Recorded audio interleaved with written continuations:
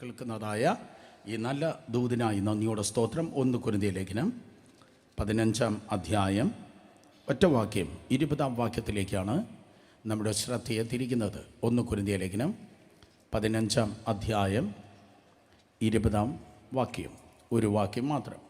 1 കൊരിന്ത്യർ പുതിയ നിയമത്തിലാണ്. ബൈബിളിലുള്ള എല്ലാവരും എടുത്താട്ടെ. ബൈബിൾ കൊണ്ടുവരാത്തവരുണ്ടല്ലോ, വെറുതെ നോക്കിയിരിക്കല്ലേ. സ്ക്രീനിൽ ബൈബിൾ കൊണ്ടുവരണം. പ്ലാറ്റ്ഫോം ടിക്കറ്റ് ഇല്ലെങ്കിൽ നിങ്ങൾക്കൊരിക്കലും റെയിൽവേ സ്റ്റേഷനിൽ കയറുവാൻ അനുവാദമില്ല. എയർ ടിക്കറ്റ് ഇല്ലെങ്കിൽ എയർപോർട്ടിൽ നിങ്ങളെ കടത്തിവിടത്തില്ല. അടുത്ത ആഴ്ച മുതൽ ആ ഗേറ്റിൽ ഞാൻ നിൽക്കും. എന്തിനു വേണ്ടിയാ? എക്സാക്ട്ലി. ഹല്ലേലൂയ, സ്തോത്രം. അതുകൊണ്ട് നിർബന്ധമായി എല്ലാവരുടെ കയ്യിൽ സ്തോത്രം ഇതുപോലെ പുസ്തക രൂപത്തിൽ ബൈബിൾ ഉണ്ടെങ്കിൽ നല്ലത്. ഫോണിലുണ്ട് അല്ലെങ്കിൽ വേറെ എവിടെയെങ്കിലും ഉണ്ട്. നോ, പുസ്തക രൂപത്തിൽ ബൈബിൾ ഉണ്ടെങ്കിൽ നല്ലതാണ്. കേട്ടവരെല്ലാവരും ആമേൻ പറഞ്ഞു. Yes, hallelujah. 1 കൊരിന്ത്യർ ലേഖനം 15-ാം അധ്യായം 20-ാം വാക്യം ശക്തിയോടെ ശബ്ദമുയർത്തി നമുക്ക് വായിക്കാം. എന്നാൽ ക്രിസ്തു നിദ്ര കൊണ്ടവരിൽ ആദ്യ ഫലമായി മരിച്ചവരുടെ ഇടയിൽ നിന്ന് ഉയർത്തിയിരിക്കുന്നു. എന്നാൽ ക്രിസ്തു നിദ്ര കൊണ്ടവരിൽ ആദ്യ ഫലമായി മരിച്ചവരുടെ ഇടയിൽ നിന്ന് ഉയർത്തിയിരിക്കുന്നു. സ്തോത്രം. ഉയർത്തിയിരിക്കുന്നു. ഉയർത്ത ക്രിസ്തു. നാം കേൾക്കുന്ന ദൂതിൻ്റെ തലക്കെട്ടതാണ്. ആ വാക്യത്തിൽ തന്നെ നിങ്ങൾക്ക് ആ പദം കാണുവാൻ കഴിയും. ഒരിക്കൽ കൂടെ 1 കൊരിന്ത്യർ 15-20 വായിക്കുമ്പോൾ, എന്ന് ക്രിസ്തു നിദ്ര കൊണ്ടവരിൽ ആദ്യ ഫലമായി മരിച്ചവരുടെ ഇടയിൽ നിന്ന് ഉയർത്തിയിരിക്കുന്നു. First fruit of resurrection. ഉയർപ്പിൻ്റെ ആദ്യ ഫലം. ഉയർപ്പിൻ്റെ ആദ്യ ഫലം. ശബ്ദമുയർത്തി പറഞ്ഞാട്ടെ, എന്താണ് ഉയർപ്പിൻ്റെ ആദ്യ ഫലം? യേശു കർത്താവ് സകലത്തിലും ആദ്യനാണ്. സകല നാമത്തിനും മേലായ നാമമാണ് യേശു. എഫെസ്യ ലേഖനം 1-ാം അധ്യായം 20 മുതൽ 22 വരെയുള്ള വാക്യങ്ങൾ. ഫിലിപ്പിയ ലേഖനം 2-ാം അധ്യായം 8 മുതൽ 11 വരെയുള്ള വാക്യങ്ങൾ. എല്ലാ വാഴ്ചകൾക്ക്, അധികാരങ്ങൾക്ക്, കർത്തൃത്വങ്ങൾക്ക് സ്തോത്രം. സകല സൃഷ്ടികൾക്ക്, സകല നാമത്തിനും മേലായ നാമമാണ് യേശു എന്ന് പറഞ്ഞു വിടുക മാത്രമല്ല, നമ്മുടെ ജീവിതത്തിലും വിദ്യാർത്ഥികളെ നോക്കി പറയട്ടെ, നിങ്ങളുടെ വിദ്യാഭ്യാസത്തെക്കാൾ, ബിസിനസ്സുകാരെ നിങ്ങളുടെ പണത്തെക്കാൾ, വിവിധ പ്രൊഫഷണൽ ജോലികൾ ചെയ്യുന്നവരെ നിങ്ങളുടെ ജോലികളെക്കാൾ, ശുശ്രൂഷകരെ നിങ്ങളുടെ ശുശ്രൂഷകളെക്കാൾ ഏറ്റവും ഉയർന്നവനായിരിക്കണം യേശു. അതല്ലെങ്കിൽ നിങ്ങൾ വിഗ്രഹാരാധി എന്ന് വരും. യേശുവിന് കൊടുക്കേണ്ട സ്ഥാനം മറ്റാർക്കും മറ്റൊന്നിനും കൊടുക്കല്. കർത്താവ് യേശുവിന് തന്നെ പ്രാധാന്യം നൽകണം. അത് 1-ാമത്തെ കൽപ്പനയാണ്. സോ എല്ലാറ്റിലും ഏറ്റവും ഉയർന്നിരിക്കുന്നവനാണ് Yeshu. He is the first fruit. Yeshu കർത്താവ്, അവൻ ആദ്യ ഫലമാണ്. സോ ഈ ഈസ്റ്റർ ദിനത്തിൽ അല്പം പോലും സ്തോത്രം മടികൂടാതെ ഞാൻ പറയട്ടെ, ആദ്യ ഫലമായി കർത്താവ് യേശു ഉയർക്കുകയുണ്ടായി. അത് ഒരു ആക്സിഡൻ്റൽ ആയിട്ടുള്ള ഒരു കാര്യമല്ല, പ്രതീക്ഷിക്കാത്ത ഒരു ആക്സിഡൻ്റൽ അല്ല, അല്ലെങ്കിൽ കോയിൻസിഡൻ്റൽ അല്ല. അത് പ്രതീക്ഷിക്കാത്ത ഒരു കാര്യമല്ല. It's not accidental or coincidental, but it is predestined. അത് ഓൾറെഡി തീരുമാനിച്ച് ഉറപ്പിച്ച കാര്യമാണ്. സൃഷ്ടിയുടെ ആരംഭത്തിൽ തൃത്വം ഒരുമിച്ച് ഒരു മീറ്റിംഗ് ഉണ്ടായി. പിതാവായ ദൈവം, പുത്രനായ ക്രിസ്തു, പരിശുദ്ധ ആത്മാവ് ഒരുമിച്ച് ഒരു കൂടി ആലോചന നടത്തി.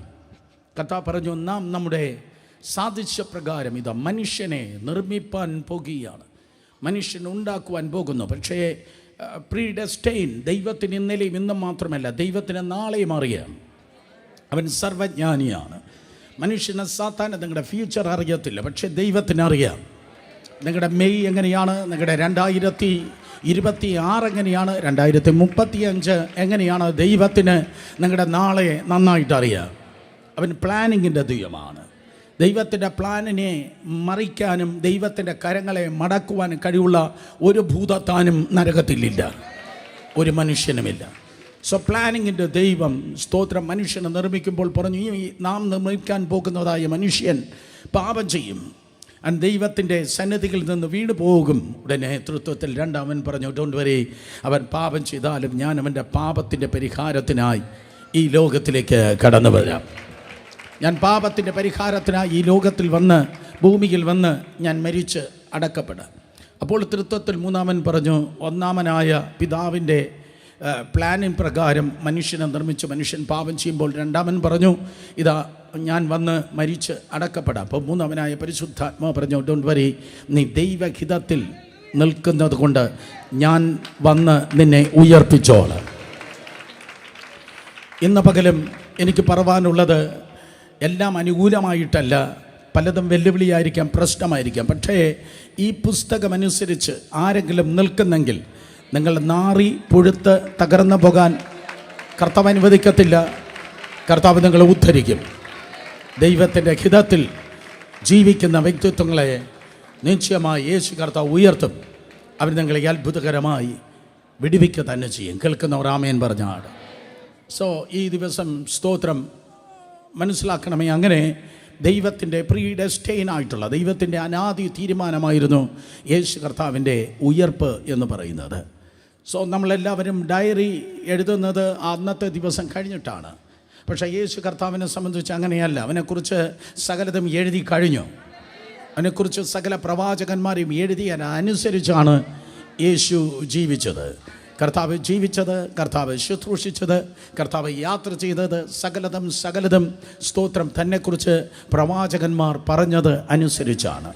നിങ്ങൾ സ്തോത്രം പറഞ്ഞാലും ശരി, ഇല്ലെങ്കിലും ശരി, ലോകം കണ്ട ഏറ്റവും വലിയ പ്രവാചകൻ കർത്താവ് യേശുവായിരുന്നു. അവൻ വ്യക്തികളോട് പ്രവചിച്ചു, അവൻ കുടുംബങ്ങളോട് പ്രവചിച്ചു, അവൻ ഗ്രാമങ്ങളോടും പട്ടണങ്ങളോടും രാജ്യങ്ങളോടും പ്രവചിച്ചു. തീർന്നില്ല. ലോകം കണ്ട ഏറ്റവും വലിയ പ്രവാചകനാകുന്ന യേശു ഭൂമിയോട് പ്രവചിച്ചു, ആകാശത്തോട് പ്രവചിക്കുകയുണ്ടായി. എന്നാൽ മറ്റുള്ളവരിലേക്ക് മാത്രമല്ല അവൻ പ്രവചിച്ചത്, അവൻ തന്നിലേക്ക് നോക്കി തന്നെക്കുറിച്ചും അവൻ പ്രവചിച്ചു. ഇന്ന് പകലും എൻ്റെ ഇടതും വലതും മുൻപിലുമായിരിക്കുന്ന ആർക്കോ പ്രവചന വരത്തിൽ നിറഞ്ഞിരിക്കുന്നവരുണ്ട്. ഗ്രേറ്റ്, അങ്ങനെ തന്നെ ആയിരിക്കട്ടെ. ആ ശുശ്രൂഷ ഗംഭീരമായി തുടരട്ടെ. എന്നാൽ പ്രവചനവരം പുതിയ നിയമത്തിൽ ഓപ്പറേറ്റ് ചെയ്യുന്ന നമുക്കറിയാം, മറ്റുള്ളവരെ കാണേണ്ട ഒരു മാഗ്നിഫയിങ് ഗ്ലാസ് മാത്രമല്ല പ്രവചനവരം, സ്വന്തം മുഖത്തെ കാണുന്ന കണ്ണാടി കൂടിയാണ് പ്രവചനവരം. ഒരിക്കൽ കൂടെ മനസ്സിലായില്ല. മറ്റുള്ളവരെ കാണുന്ന മാഗ്നിഫയിങ് ഗ്ലാസ് മാത്രമല്ല പ്രവചനവരം, പകരം സ്വന്തം മുഖത്തെ കാണുന്ന ഒരു കണ്ണാടി കൂടിയാണ് പ്രവചനവരം. അർത്ഥം, നിങ്ങളെ സൂക്ഷ്മമായി ദർശിപ്പാൻ മാത്രമല്ല, ഒരു പ്രവചന വരത്താൽ ദൈവം എന്നെ നിറയ്ക്കുന്നെങ്കിൽ നിറച്ചിരിക്കുന്നത് വല്ലപ്പോഴും എൻ്റെ മുഖത്ത് കൂടെ എനിക്ക് കാണണം. ഞാൻ എവിടെയായിരിക്കുന്നു, ഞാൻ എത്രത്തോളം ദൈവകൃപയിൽ വളർന്നിരിക്കുന്നു, ദൈവത്തിൻ്റെ പദ്ധതിയിൽ ഞാൻ എങ്ങനെയായിരിക്കുന്നുവെന്ന് സ്വന്തം ജീവിതത്തിൽ കൂടെ നമ്മൾ കാണേണ്ടത് ആവശ്യം. മനസ്സിലാക്കുന്ന ആമേൻ പറഞ്ഞാണ്. സോ അതുകൊണ്ട് യേശു കർത്താവ് വ്യക്തികളോട്, കുടുംബങ്ങളോട്, ദേശങ്ങളോട്, അതേ സർവ്വസൃഷ്ടിയോട് ഒക്കെ കർത്താവ് കൃത്യവും വ്യക്തവുമായി പ്രവചിക്കുമ്പോൾ തന്നെ അവൻ തന്നെക്കുറിച്ച് പറഞ്ഞതായ ഏറ്റവും വലിയ പ്രവചന ശബ്ദമായിരുന്നു, ഞാൻ ഉയർക്കും. ശബ്ദം ഉയർത്തി പറഞ്ഞ യേശു ഏറ്റവും കൂടുതൽ പറഞ്ഞത് എന്താണ്? ഞാൻ ഉയർക്കും. യേശു പറഞ്ഞത് ഞാൻ നശിക്കും എന്നല്ല, യേശു മരിക്കും എന്ന് പറഞ്ഞതിനേക്കാൾ യേശു പറഞ്ഞത് ഞാൻ ഉയർക്കും എന്നാണ് അർത്ഥം. സ്തോത്രം ഏറ്റെടുക്കണം.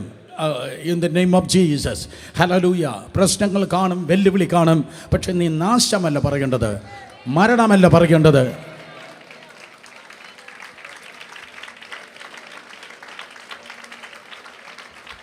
നിങ്ങൾ ഉയർപ്പാണ് പറയേണ്ടത്.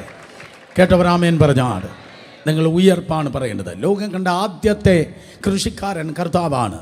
സോ അവൻ തന്നെ തെളിയിച്ചു, എന്ത് വിതയ്ക്കുമോ അതാണ് കൊയ്യുന്നത്. സ്തോത്രം. എബ്രായർ 13 പറയുന്നു, the fruit of the lips. സ്തോത്രം. അത് അധരത്തിൻ്റെ ഒരു ഫലമുണ്ട്. കേക്ക്, അധരത്തിന് ഒരു ഫലമുണ്ട്. നീ എന്താണോ നിന്നെക്കുറിച്ച് പറയുന്നത് അതാണ് അടുത്ത ആഴ്ച, അടുത്ത ദിവസം നിൻ്റെ ഭാവിയിൽ ദൈവകൃപയാൽ സംഭവിക്കുന്നത്. Be careful. നീ എന്താണോ നിന്നെക്കുറിച്ച് പറയുന്നത് അതാണ് സ്തോത്രം നിൻ്റെ ജീവിതത്തിൽ സംഭവിക്കുന്നത്. നിന്നെക്കുറിച്ച് നീ തിന്മ പറഞ്ഞാൽ തിന്മയായിരിക്കും സംഭവിക്കുന്നത്.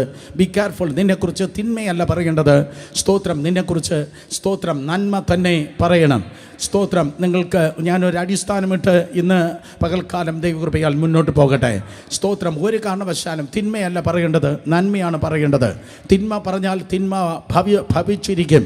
ഉദാഹരണമായി ഉൽപ്പത്തി പുസ്തകം 31 അധ്യായം 32 വാക്യം വായിക്കുമ്പോൾ ലാബാൻ്റെ വീട്ടിൽ നിന്ന് സ്തോത്രം യാക്കോബ് ഇതാ പുറപ്പെട്ടു വരികയാണ്.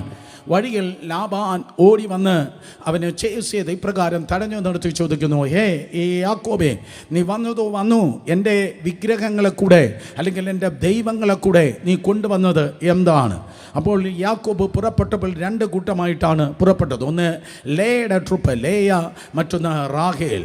പക്ഷേ സ്തോത്രം, റാഹേൽ ഈ വിഗ്രഹങ്ങളെ കൊണ്ടുവന്നിരിക്കുന്നത് യാക്കോബിന് അറിയത്തില്ല. ലേയ വളരെ പെട്ടെന്ന് സ്തോത്രം അതെ പാക്ക് ചെയ്ത് പുറത്തേക്ക് ഇറങ്ങി. ഒരിക്കൽ കൂടെ ഇന്ന് രാവിലെയും സഭായോഗത്തിന് വളരെ പെട്ടെന്ന് ആരോ പുറപ്പെട്ടതുപോലെ ലേയ ലഗേജ് കുറവായതുകൊണ്ട് അവൾ പെട്ടെന്ന് പുറത്തേക്ക് വന്നു. പക്ഷേ റാഹേൽ വരാൻ അല്പം താമസിച്ചു. റാഹേൽ വരാൻ അല്പം താമസിച്ചു. കാരണം അവൾക്ക് കുറച്ച് എക്സ്ട്രാ ബാഗേജ് ഉണ്ടായിരുന്നു, അവൾക്ക് കുറച്ച് പാക്കിംഗ് കൂടുതലുണ്ടായിരുന്നു. അതുകൊണ്ട് റാഹേൽ വരാൻ സ്തോത്രം സമയം താമസിച്ചു. ആരോ തുറച്ചു നോക്കി, ഇത് ഏത് ബൈബിളാണ് വായിച്ചിട്ട് ഇന്ന് രാവിലെ ഞാൻ വന്നതെന്ന്. സ്തോത്രം. അതെ, പുസ്തകം വായിച്ചു നോക്ക്. സോ അവളുടെ കയ്യിൽ കുറച്ച് എക്സ്ട്രാ ബാഗ് ഉള്ളത് കൊണ്ട് അവൾ വരാനായിട്ട് ലേറ്റായി. അതുകൊണ്ട് സ്തോത്രം അവളുടെ കയ്യിൽ ഈ വിഗ്രഹം ഇരിക്കുന്നത് പാവം യാക്കോബിനെ അറിയത്തില്ല. എന്നാൽ ലാബാനോട് സ്തോത്രം ആ കുടുംബത്തിൻ്റെ പുരോഹിതനാകുന്ന പ്രവാചകനാകുന്ന ഈ യാക്കോബ് പറഞ്ഞു, സ്തോത്രം എൻ്റെ കയ്യിൽ ആ വിഗ്രഹമില്ല. ഇനി എൻ്റെ കൂട്ടത്തിലുള്ള ആരുടെയെങ്കിലും കയ്യിൽ അത് ഇരിക്കുന്നു എങ്കിൽ, ആരുടെയെങ്കിലും കയ്യിൽ അത് ഇരിക്കുന്നുവെങ്കിൽ, this is a important point. ഇതാണ് നിങ്ങൾ മനസ്സിലാക്കേണ്ടത്. ആരുടെ കയ്യിൽ അത് ഇരിക്കുന്നെങ്കിൽ നിശ്ചയമായി അവൻ മരിക്കണം.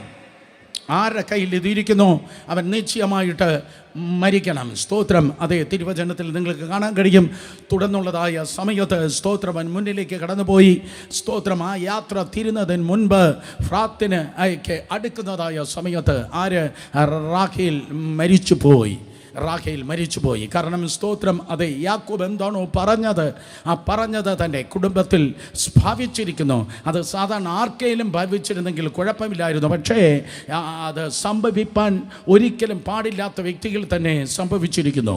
കാരണം യാക്കോബിൻ്റെ ജീവിതത്തിൽ താൻ ഏറ്റവും കൂടുതൽ സ്നേഹിച്ചത്, ഏറ്റവും കൂടുതൽ ആദരിച്ചതായ വ്യക്തിയായിരുന്നു റാഹേൽ. തൻ്റെ ഏറ്റവും പ്രിയപ്പെട്ടതായ റാഹേൽ ഇതാ മരിച്ചിരിക്കുന്നു. പക്ഷേ ആ മരണത്തിന് വേണ്ടി ആ ഗേറ്റ് തുറന്നു കൊടുത്തത് എൻ്റെ അധരമാണ്. കാരണം സ്തോത്രം, ഇത് ആരുടെ കയ്യിൽ ഈ വിഗ്രഹം ഇരിക്കുന്നു അത് ഉള്ളതായ വ്യക്തി മരിക്കണം എന്ന് പറഞ്ഞു. റാഹേൽ മരിച്ചതിന് ശേഷം റാഹേലിൻ്റെ കൂടാരത്തിൽ ഒരു പക്ഷേ ഭർത്താവാകുന്ന യാക്കോബ് പോയി എല്ലാം സ്തോത്രം തട്ടിക്കുടഞ്ഞു നോക്കുമ്പോൾ അവൻ കണ്ടു, ഇതാ ലാബാൻ്റെ വിഗ്രഹം ഇരിക്കുകയാണ്. അയ്യോ, ഇത് അവളുടെ കയ്യിൽ ഇരിക്കുന്നു എന്ന് ഞാൻ അറിഞ്ഞില്ല, അറിയാതെ പറഞ്ഞു പോയി, അറിയാതെ ഞാൻ മരണം പറഞ്ഞു. എൻ്റെ വീടിനെ നോക്കി, എൻ്റെ പ്രിയപ്പെട്ട റാഹേലിനെ നോക്കി ഞാൻ അറിയാതെ മരണം പറഞ്ഞു. അറിഞ്ഞിരുന്നെങ്കിൽ ഞാൻ പറയത്തില്ലായിരുന്നു. ഞാൻ അറിയാതെ പറഞ്ഞു പോയി. അറിയാതെ പറഞ്ഞപ്പോൾ ഇത് അറിയാതെ മരണം എൻ്റെ വീട്ടിൽ വന്നു. ദൂത് ഇതാണ്, അറിയാതെ പോലും മരണം പറയല്ലേ, അറിയാതെ പോലും തിന്മ പറയല്ല. സാഹചര്യം മോശമായിരിക്കാം, ഒത്തിരി പ്രശ്നങ്ങളുണ്ടായിരിക്കാം, നീ വിചാരിക്കുന്നതായ ബാക്കപ്പ് കാണത്തില്ല. പക്ഷേ തിന്മ ഒരു കാരണവശാലും പറയല്ല. ഞാൻ ഇങ്ങനെ പറയട്ടെ, നിൽക്കുന്നത് ഉണങ്ങി അസ്ഥി താഴ്വരയായിരിക്കാം, പക്ഷേ അവസ്ഥകളെ മാറ്റുവാൻ കഴിവുള്ള ഒരു ദൈവം കൂടെയുണ്ട്. അവസ്ഥകളെ മാറ്റാൻ കഴിവുള്ള ഒരു ദൈവം കൂടെയുണ്ട്. അവൻ നിൽക്കുന്നത്, കേൾക്ക്, അസ്ഥി താഴ്വരയിലാണ് നിൽക്കുന്നത്. എല്ലാ ശുശ്രൂഷകരും കേൾക്കണം, അസ്ഥി താഴ്വരയിലാണ് നിൽക്കുന്നത്. സ്തോത്രം പറയാൻ ആളില്ല, അവിടെ കീബോർഡ് ഇല്ല, ഹൈഫൈ വർഷിപ്പ് ലീഡേഴ്സോ മറ്റോ ബാക്കപ്പ് ചെയ്യാൻ ആൾക്കാരല്ലോ. ഒരു ബാക്കപ്പും വേണ്ട.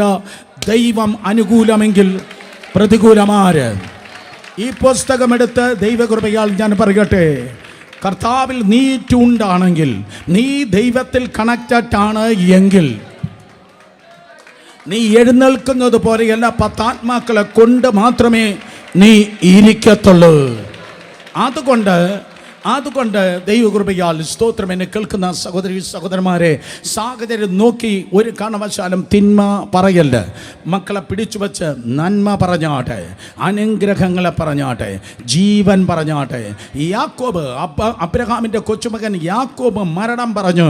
പക്ഷെ വിശ്വാസത്തിൻ്റെ നായകനും പൂർത്തി വരുത്തുന്നതുമായി യേശു ഈ ലോകത്തിൽ മരിപ്പാൻ തന്നെയാണ് വന്നത്. പക്ഷെ അവൻ മരണത്തെ അല്ല പറഞ്ഞത്, മരിക്കും എന്നെവിടെ പറഞ്ഞു? തൊട്ടും അടുത്ത വാക്യത്തിൽ അവൻ ജീവൻ പറഞ്ഞു, ഞാൻ ഉയർക്കും. കേട്ടില്ല. ഹല്ലേലൂയ.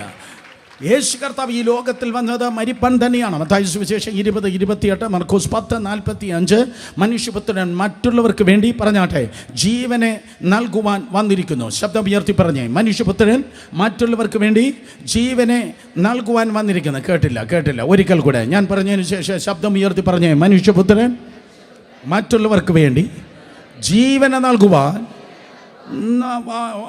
വന്നിരിക്കുന്നു. അതെ, മനുഷ്യപുത്രൻ ഈ ലോകത്തിൽ വന്നത് നമുക്ക് വേണ്ടി മരിപ്പാൻ വേണ്ടിയാണ് വന്നത്. there is no doubt about it. പക്ഷേ എപ്പോഴാണോ യേശു മരണം പറഞ്ഞത്, അയ്യോ ഞാൻ മരിക്കും എന്ന് പറഞ്ഞ കർത്താവ് നിർത്തിയില്ല. പകരം കർത്താവ് പറഞ്ഞത് ഞാൻ ഉയർക്കും. പകരം യേശു പറഞ്ഞത് ഞാൻ ഉയർക്കും. പറയണം, ഞാൻ നന്നാകും. സ്തോത്രം, ഞാൻ അനുഗ്രഹിക്കപ്പെടും, ഞാൻ മാനിക്കപ്പെടും, ദൈവം എന്നെ ഉപയോഗിക്കും. കേൾക്കുന്നവർ എല്ലാവരും ശക്തിയോടെ ആമേൻ പറഞ്ഞാട്. സ്തോത്രം. യേശു കർത്താവ് ഉയർക്കുമെന്നോ ഒത്തിരി പ്രാവശ്യം പറഞ്ഞിട്ടുണ്ട്. സ്തോത്രം. ചിലത് മാത്രം ഞാൻ പറയട്ടെ. ഒരു ദിവസം 46 വർഷം കൊണ്ട് പണിതുയർത്തിയതായ ഹെരോദാവിൻ്റെ ടെമ്പിൾ കോംപ്ലക്സിൽ യേശു നിൽക്കുകയാണ്. യോഹന്നാൻ സുവിശേഷം 3:14 സ്തോത്രം ദേവാലയത്തിൻ്റെ കോംപ്ലക്സിൽ നിൽക്കുമ്പോൾ സ്തോത്രം ആരൊക്കെയോ ആ ടെമ്പിളിൻ്റെ ആ മന്ദിരത്തിൻ്റെ പണിയെ ഇങ്ങനെ വാഴ്ത്തുകയാണ്, വലുതെന്ന് പറയുകയാണ്. പക്ഷേ യേശു കർത്താവ് സ്തോത്രം 46 വർഷം കൊണ്ട് പണിതതായ ആ വലിയ ആലയത്തെ അല്ല, സ്വന്തം ശരീരത്തിലേക്ക് നോക്കി സ്തോത്രം അവനിങ്ങനെ പ്രവചനാത്മാവിൽ പറഞ്ഞു, ഈ മന്ദിരം പൊളിപ്പിൻ. മീനിങ് തൻ്റെ ശരീരം എന്ന മന്ദിരത്തെക്കുറിച്ചാണ് യേശു പറയുന്നത്. ഈ മന്ദിരം പൊളിപ്പിൻ, പക്ഷെ 3 ദിവസം കൊണ്ട് ഞാൻ ഇതിനെ പണിയും. 46 വർഷം കൊണ്ടാണ് നിങ്ങൾ അതിനെ പണിതത്. ദാറ്റ് മീൻസ് 1/2 നൂറ്റാണ്ട് തികയാൻ 4 വർഷം മാത്രമേ കുറവുള്ളൂ. 46 വർഷം കൊണ്ടാണ് നിങ്ങൾ അത് പണിതത്. പക്ഷേ 3 ദിവസം കൊണ്ട് ഞാനിത് പണിയും. അർത്ഥം യേശു അന്നേ പ്രവചിക്കുകയായിരുന്നു, ഞാൻ ഉയർത്തെഴുന്നേൽക്കും. അർത്ഥം ഞാൻ നിങ്ങൾ നോക്കി പറയട്ടെ, നിങ്ങളെ പൊളിക്കുവാൻ ആർക്കും കഴിയത്തില്ല സഹോദരങ്ങളെ. നിന്റെ ജീവിതത്തെ, നിന്റെ ശുശ്രൂഷയെ, നിന്റെ സഭയെ പൊളിക്കാൻ ആർക്കും കഴിയത്തില്ല. ഹല്ലേലൂയ. കാരണം നിങ്ങളെ പണിയുന്നവൻ കർത്താവാണ്. ശബ്ദമുയർത്തി പറഞ്ഞ യേശു എന്നെ പണിയുന്നു. കേട്ടില്ല? ഒരിക്കൽ കൂടെ ആരവാരത്തോടെ പറഞ്ഞു, യേശു എന്നെ പണിയെന്ന് വിളിച്ചു പറഞ്ഞാട്ടെ. യെസ്, കർത്താവിനെ പണിതുകൊണ്ടിരിക്കുന്നു. എന്നെ പൊളിക്കാൻ വിഷയങ്ങൾക്ക് കഴിയത്തില്ല. സ്തോത്രം. അതെ, വ്യക്തികൾക്ക് കഴിയത്തില്ല. വ്യക്തികൾക്കും വിഷയങ്ങൾക്കും നിങ്ങളെ പൊളിക്കാൻ കഴിയത്തില്ല.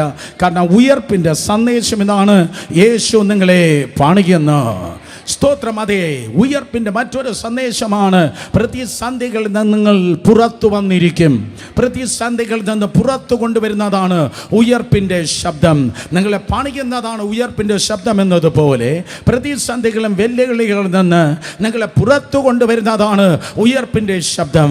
കള്ളക്കേസുകളിൽ നിങ്ങൾ കുടുങ്ങിക്കിടക്കുന്നുവെങ്കിൽ, രോഗങ്ങളിൽ നിങ്ങൾ അടയ്ക്കപ്പെട്ടിരിക്കുന്നുവെങ്കിൽ, പൈശാചിക ബന്ധനത്തിൻ്റെ ജയിലുകളിൽ നിങ്ങളായിരിക്കുന്നുവെങ്കിൽ, ഒരിക്കലും ഉദ്ധരിപ്പാൻ കഴിയത്തില്ല, പൊങ്ങി വരുവാൻ കഴിയത്തില്ല എന്ന വിഷയങ്ങളിൽ അടച്ചിട്ടിരിക്കുന്നുവെങ്കിൽ, സിംഹഗർജനം പോലെ ഉയർപ്പിൻ്റെ നാഥൻ ഉയർത്തെഴുന്നേറ്റവൻ നിന്നെ നോക്കി പറയുന്നു, യെസ്, നീ പുറത്തു വരും, നീ പുറത്തു വരും. മത്തായി സുവിശേഷം 12-ാം അധ്യായം, മത്തായി സുവിശേഷം 12-ാം അധ്യായം 40-ാം വാക്യത്തിൽ മതാനുസാരികളും മത നേതാക്കന്മാരും നിരന്നിരുന്ന സദസ്സിനെ നോക്കി യേശു കർത്താവ് ഈ പ്രകാരം പറഞ്ഞു, have you ever heard of Jonah? യോനയെ കുറിച്ച് നിങ്ങൾ കേട്ടിട്ടുണ്ടോ? ഇവിടെ ഇതാ യോനയിലും വലിയവൻ. യോനയെക്കുറിച്ച് നിങ്ങൾ കേട്ടിട്ടുണ്ടോ? യോനയിലും വലിയവൻ. യോന കടലാനയുടെ വയറ്റത്ത് 3 രാവും 3 പകലും ഇരുന്നത് പോലെ. അതെങ്ങനെയായിരുന്നത്? യോന കടലാനയുടെ വയറ്റത്ത് 3 രാവും 3 പകലും ഇരുന്നത് പോലെ. അർത്ഥം അണ്ടർലൈൻ ചെയ്താട്ടെ. ആ പോലെ യോന കടലാനയുടെ വയറ്റത്ത് 3 രാവും 3 പകലും ഇരുന്നപ്പോൾ സ്തോത്ര കടൽ പുല്ല് അവനെ തലയണിയായിരുന്നു. അർത്ഥം ലിറ്ററലി യോന മരിച്ചു എന്ന്. സ്തോത്രം. കടൽ പുല്ല് അവന് തലയണയായെന്ന് പറഞ്ഞാൽ ലിറ്ററലി അക്ഷരീകമായി യോന മരിച്ചു എന്ന്. എന്നാൽ ചത്ത യോനയെ ദൈവമായ കർത്താവ് പൊക്കി നിനവെ കൊണ്ടുവന്ന് നിർത്തി. അല്പം നാറ്റം ഉണ്ടെന്നേ ഉള്ളൂ. അവൻ പ്രവചിച്ചപ്പോൾ ഈ ബൈബിളിലെ ഏറ്റവും വലിയ മാനസാന്തരം ഉണ്ടായി.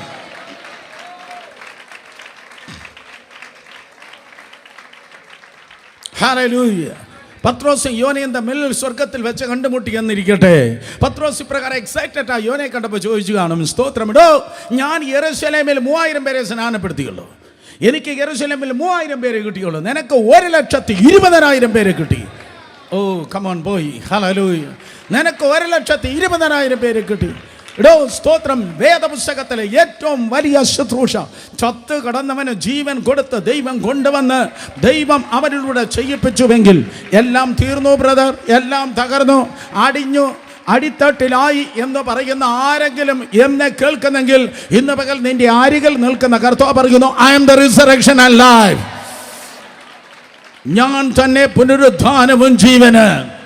അർത്ഥം പുതിയ നിയമത്തിന് യോനമാർ കേൾക്കട്ടെ. 2025 ഏപ്രിൽ മാസത്തിൽ കർത്താവ് നിന്നെ നോക്കി പറയുന്നു, നീ എത്ര ഒളിച്ച് നടന്നാലും, എത്ര പിന്മാറ്റത്തിൽ പോയാലും, എത്ര ദൈവത്തിൻ്റെ ട്രാക്കിൽ നിന്ന് വഴുതി പോയാലും, യോനയെ നിന്നെ കൊണ്ട് ദൈവം എന്തെങ്കിലും ചെയ്യിപ്പിക്കാൻ ആഗ്രഹിക്കുന്നു എങ്കിൽ അത് നിന്നിലൂടെ തന്നെ ദൈവം ചെയ്യും.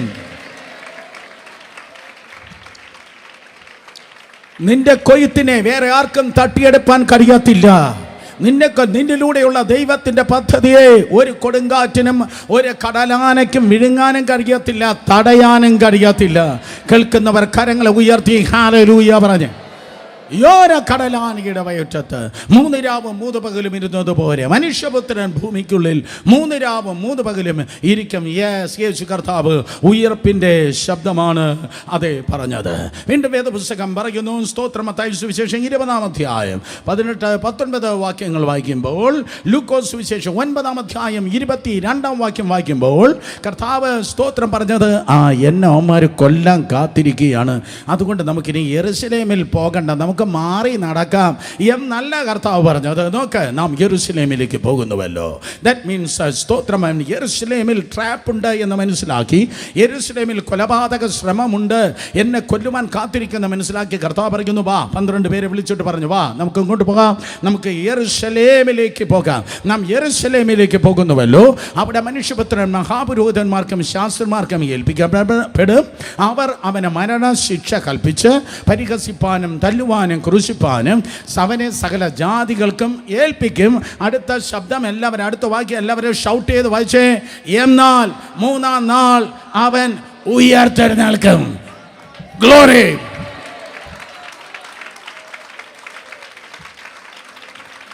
ഹല്ലേലൂയ. സ്തോത്രം. രാജാതി രാജാവായ യേശുവിൻ്റെ പ്രത്യേകത നോക്ക്, യേശുവിൻ്റെ മൈൻഡ് നോക്ക്.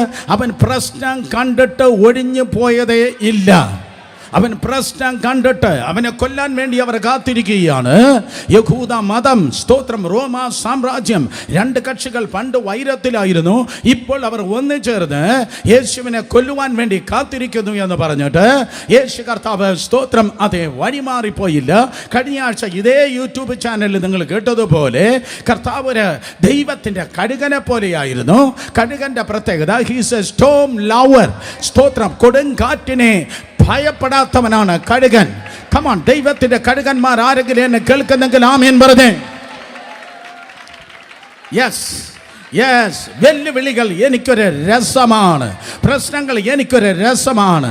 ഇന്നെൻ്റെ മുൻപിൽ കാണുന്നതായ സ്റ്റംബ്ലിംഗ് ബ്ലോക്ക് നാളെ എനിക്ക് സ്റ്റെപ്പിംഗ് സ്റ്റോൺ ആണ്.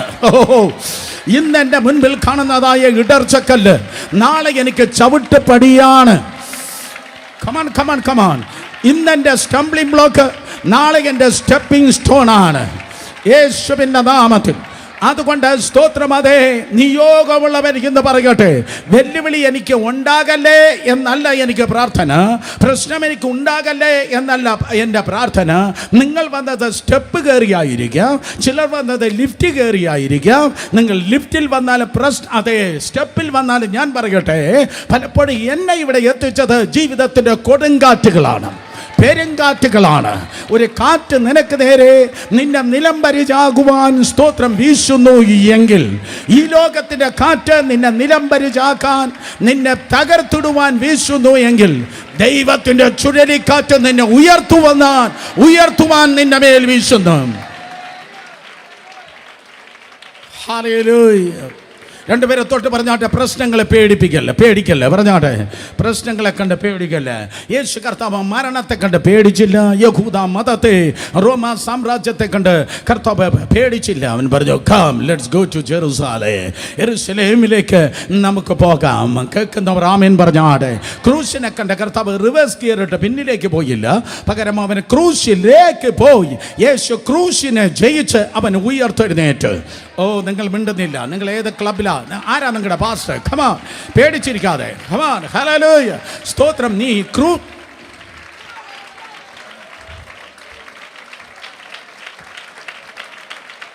യേശു പ്രശ്നത്തിൽ നിന്ന് ഒളിച്ചോടിയില്ല, പകരം അവൻ ക്രൂശിലേക്ക് പോയി ക്രൂശിനെ പരാജയപ്പെടുത്തി അവൻ ഉയർത്തെഴുന്നേറ്റ്.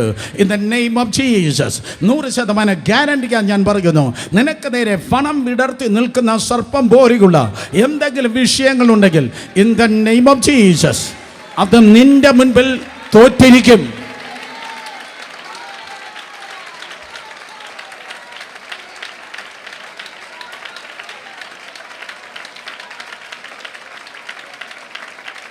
കാരണം ദൈവം അറിയാതെയല്ല നിന്റെ വീട്ടിൽ, നിന്റെ ജീവിതത്തിൽ ദൈവം അത് അനുവദിച്ചത്. നിനക്കേ അതിനെ കീറുവാൻ കഴിയത്തുള്ളൂ, നിനക്കേ അതിനെ ജയിപ്പാൻ കഴിയത്തുള്ളൂ, നിനക്കേ അതിനെ തകർക്കേണ്ട കപ്പാസിറ്റി നിനക്കേ ഉള്ളൂ. അതുകൊണ്ടാണ് നിന്നെ തേടി അത് വന്നത്. In Jesus name. അതുകൊണ്ട് വെല്ലുവിളികൾ, പ്രശ്നങ്ങൾ അനുഭവിക്കുന്ന വെല്ലുവിളികൾ, വിഷയങ്ങൾ കാണുന്ന വ്യക്തികൾ കേൾക്കട്ടെ, കമാൺ, ഒരത്ഭുതം കൂടെ നീ കാണുവാൻ പോകുകയാണ്.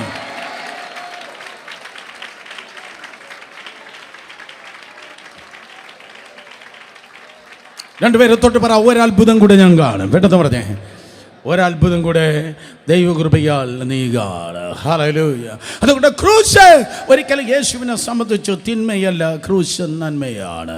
യോഹന്നാൻ സുവിശേഷം സ്തോത്രം 12-ാം അധ്യായം 24-ാം വാക്യത്തിൽ കർത്താവ് പറഞ്ഞു, ഓ, ഗോതമ്പ് മണി തനിയെ ഇരുന്നാൽ അതങ്ങനെ തന്നെ ഇരിക്കും, പക്ഷേ അത് ചത്തു എങ്കിലോ വളരെ ഫലം ഉണ്ടാകും. ഗോതമ്പ് മണി അങ്ങനെ ഇരുന്നാൽ, ഗോതമ്പ് മണി തനിയെ ഇരുന്നാൽ അതങ്ങനെ തന്നെ ഇരിക്കും, അത് ചത്തു എങ്കിലോ വളരെ ഫലം ഉണ്ടാകും.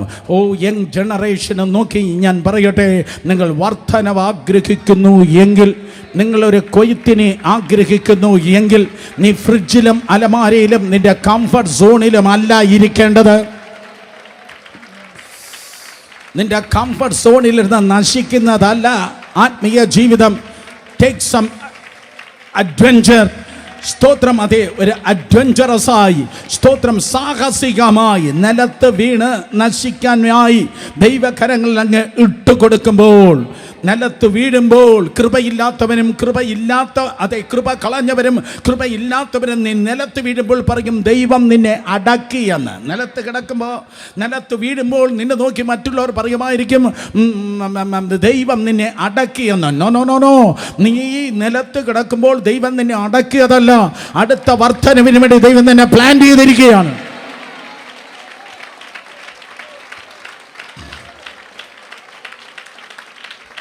ഗോതമ്പ് മണി തനിയെ ഇരുന്നാൽ അങ്ങനെ തന്നെ ഇരിക്കും, ചത്തുവെങ്കിലോ വളരെ ഫലമുണ്ടാകും. ബന്ധുക്കളെയും സ്വന്തക്കാരുടെയും നടുവിൽ നിലത്ത് കിടക്കുന്ന ഗോതമ്പ് പോലെ പ്രതീക്ഷ നഷ്ടപ്പെട്ട് കിടക്കുന്ന വ്യക്തിത്വങ്ങൾ കേൾക്കട്ടെ, in the name of Jesus.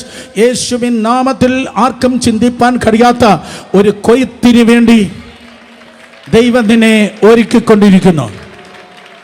Hallelujah. അതുകൊണ്ട് സ്തോത്രം, ഉയർപ്പിൻ്റെ ശബ്ദം അതൊരു വർധനവിൻ്റെ ശബ്ദമാണ്. യെസ്, ഒറ്റ മണിയായി വീണ് കിടക്കുന്നവർ കേൾക്കണം, അനേകം കതിരുകളായി ദൈവകൃപയാൽ നീ വർദ്ധിപ്പാൻ വേണ്ടി പോകുകയാണ്. ഓ, കമാൺ, നിങ്ങൾക്ക് വേണ്ടേ ഞാൻ കൊണ്ടുപോയിക്കൊള്ളാം. ഇത് നിന്റെ വർധനവിൻ്റെ സീസൺ ആകട്ടെ, വർധനവിൻ്റെ സീസൺ ആകട്ടെ. ഹല്ലേലൂയ. മാത്രമല്ല തിരുവചനം പറയുന്നു, കർത്താവ് യേശു ക്രിസ്തു സ്തോത്രം അദ്ദേഹത്തിൻ്റെ ഉയർപ്പിനെ കുറിച്ച് പറഞ്ഞപ്പോൾ സ്തോത്രം ഞാൻ മരിച്ചു പോകും എന്ന് മാത്രമല്ല കർത്താവ് പറഞ്ഞത്. അവൻ പറഞ്ഞു, ഞാൻ ഉയർത്തെഴുന്നേറ്റ ശേഷം ഞാൻ നിങ്ങൾക്ക് മുൻപായി ഗലീലേക്ക് പോകുന്നു. അർത്ഥം സ്തോത്രം, അതെ, എന്തെങ്കിലും വെല്ലുവിളി നിങ്ങൾക്കുണ്ടെങ്കിൽ കർത്താവ് പ്ലാൻ ചെയ്തതുപോലെ പ്ലാൻ ചെയ്താട്ടെ. ഒരിക്കലൂടെ ഈ ക്രൈസിസിന് ശേഷം ഞാൻ എന്തൊക്കെ ചെയ്യുമെന്ന് പ്ലാൻ ചെയ്താട്ടെ. ഹോസ്പിറ്റൽ വാർഡുകളിൽ ഇരുന്ന് കേൾക്കുന്നവർ ഇന്ന് പകൽക്കാലം സ്തോത്രം കേൾക്കണം. ഈ ചികിത്സയ്ക്ക് ശേഷം സ്തോത്രം എന്തൊക്കെയാണ് ഞാൻ ചെയ്യാൻ പോകുന്നത്, അല്ലെങ്കിൽ ഒരു വെല്ലുവിളിയിലൂടെ കടന്നു പോകുന്നവർ ഇതിന് ശേഷം ഞാൻ എന്താ ചെയ്യാൻ വേണ്ടി പോകുന്നത്. കാരണം ഇതോടെ ഞാൻ തീർന്നു പോകുന്നില്ല. സോ ക്രൂശിക്കപ്പെടാൻ ഓൺ ദ വേ പോകുന്ന യേശു ശിഷ്യന്മാരെ നോക്കി പറഞ്ഞത് സ്തോത്രം, അതെ, ഞാൻ ഉയർത്തെഴുന്നേൽക്കും. കാരണം മരണത്തെ എന്നെ പിടിച്ചു വയ്ക്കുന്നത് അസാധ്യമാണ്. ഞാൻ ഉയർത്തെഴുന്നേൽക്കും. പക്ഷെ ഞാൻ ഉയർത്തെഴുന്നേറ്റ ശേഷം നിങ്ങൾക്ക് മുൻപായി ഗലീലയ്ക്ക് പോകും. In Jesus name. മനസ്സിലാക്കുന്നു നിങ്ങൾക്ക്? യേശുവിൻ്റെ നാമത്തിൽ. ഹല്ലേലൂയ. ഈ ക്രൈസിസിന് ശേഷം എന്ത് ചെയ്യുമെന്ന് അതേ പ്ലാൻ ചെയ്താട്ടെ. വിശ്വാസത്താൽ നിങ്ങളുടെ ബൈബിളോ അല്ലെങ്കിൽ നിങ്ങളുടെ ഡയറിയിലോ എടുത്ത് എഴുതണം. ഇതിന് ശേഷം എന്തൊക്കെയാണ് കർത്താവ് എന്നെ കൊണ്ട് ചെയ്യിപ്പിക്കാൻ വേണ്ടി ആഗ്രഹിക്കുന്നത്. കാരണം ഇൻ ജീസസ് നെയിം ഈ ക്രൈസിസിൽ, ഈ വെല്ലുവിളിയിൽ നീ തൊലഞ്ഞു പോകത്തില്ല. ഇതിനപ്പുറം ഒരു കണ്ണ് കണ്ടിട്ടില്ലാത്ത, ഒരു ചെവി കേട്ടിട്ടില്ലാത്ത, ഒരു മനുഷ്യന്റെ ഹൃദയത്തിൽ തോന്നാത്തതായ വലിയ പദ്ധതികളുണ്ട്. കരങ്ങളടിക്കുന്നെങ്കിൽ ശക്തിയോടെ കരങ്ങളടിച്ച് ദൈവത്തെ സ്തുതിച്ചേ.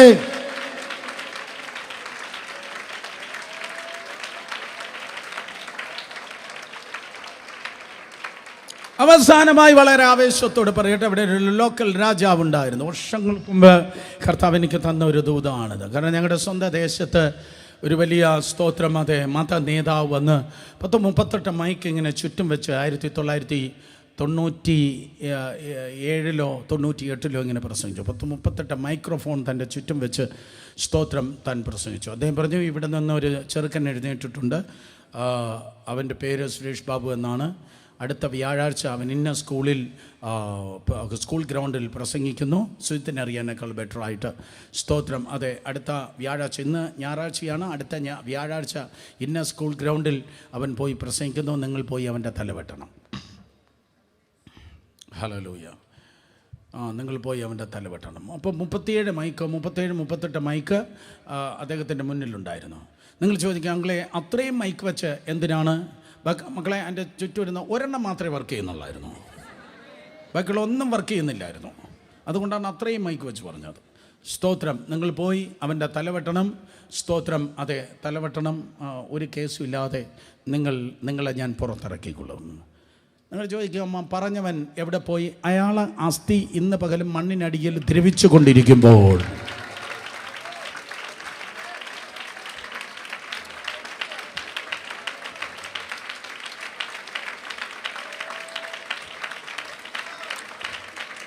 ആ പറഞ്ഞ ആളിൻ്റെ അസ്ഥി മണ്ണിൻ്റെ അരികിൽ ദ്രവിച്ചു കൊണ്ടിരിക്കുമ്പോൾ കൃപയോടെ നിർത്തിയ ദൈവത്തിനായി സ്തോത്രം.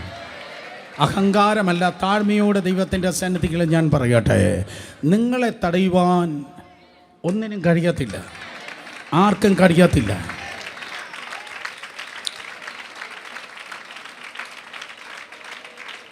യേശുവിനെ സ്നാനപ്പെടുത്തിയവനായിരുന്നു യോഹന്നാൻ സ്നാപകൻ. അവൻ്റെ തലവെട്ടി ഒരു രാജാവായിരുന്നു ഹെരോദാവ്.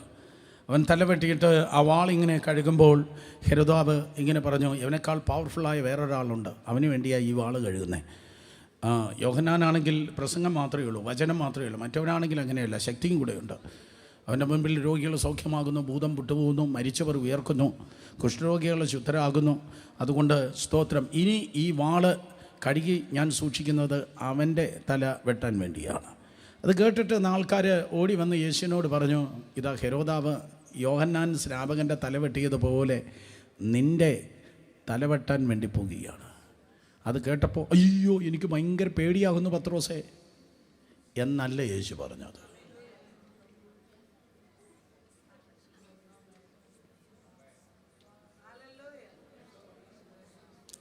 ഹെരോദാവ് നിൻ്റെ തലവെട്ടാൻ വാള് കഴുകി ഇതാ വാള് മാറ്റി വെച്ചിരിക്കുന്നു എന്ന് കേട്ടപ്പോൾ യേശു കർത്താവ്, അയ്യോ എനിക്ക് മോഹാലസ്യം പോരെ വരുന്ന ഒരു ഗ്ലാസ് വെള്ളം താ, എന്നല്ല യേശു പറഞ്ഞത്. യേശുവിൻ്റെ സിംഹം അങ്ങ് ഉണർന്നു.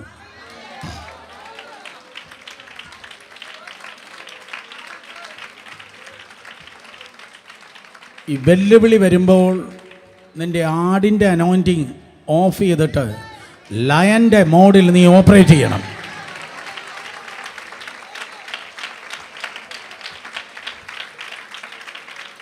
കമോൺ, ഇന്ന് ആരുടെയോ മോഡ് ചേഞ്ച് ചെയ്യുവാൻ പരിശുദ്ധാത്മാവ് ആവശ്യപ്പെടുകയാണ്. പ്രശ്നം വെല്ലുവിളി വരുമ്പോൾ കോളർ പൊക്കി എനിക്ക് പോരാട്ടമുണ്ട് എന്നല്ല നീ പറയേണ്ടത്, എൻ്റെ മേൽ കർത്താവുണ്ട് എന്നാണ് നീ തെളിയിക്കേണ്ടത്.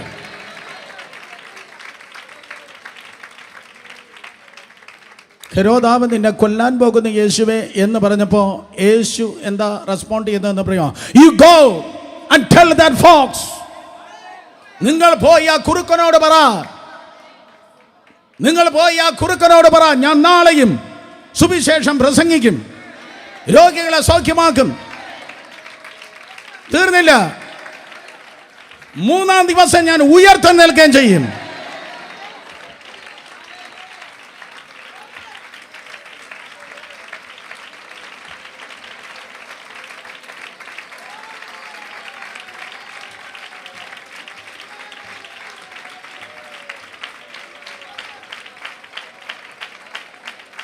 അവൻ രാജാവെങ്കിലേ, ഹെരോദാവ് രാജാവെങ്കിൽ ഞാൻ രാജാധി രാജാവ്, അവൻ ലോക്കൽ രാജാവ്.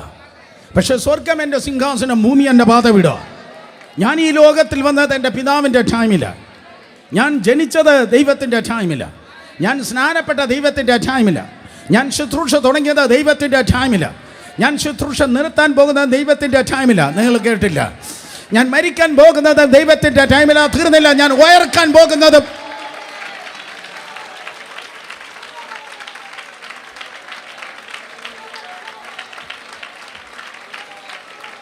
ഞാൻ ഉയർക്കുന്നതും ദൈവത്തിൻ്റെ ടൈമില്ല.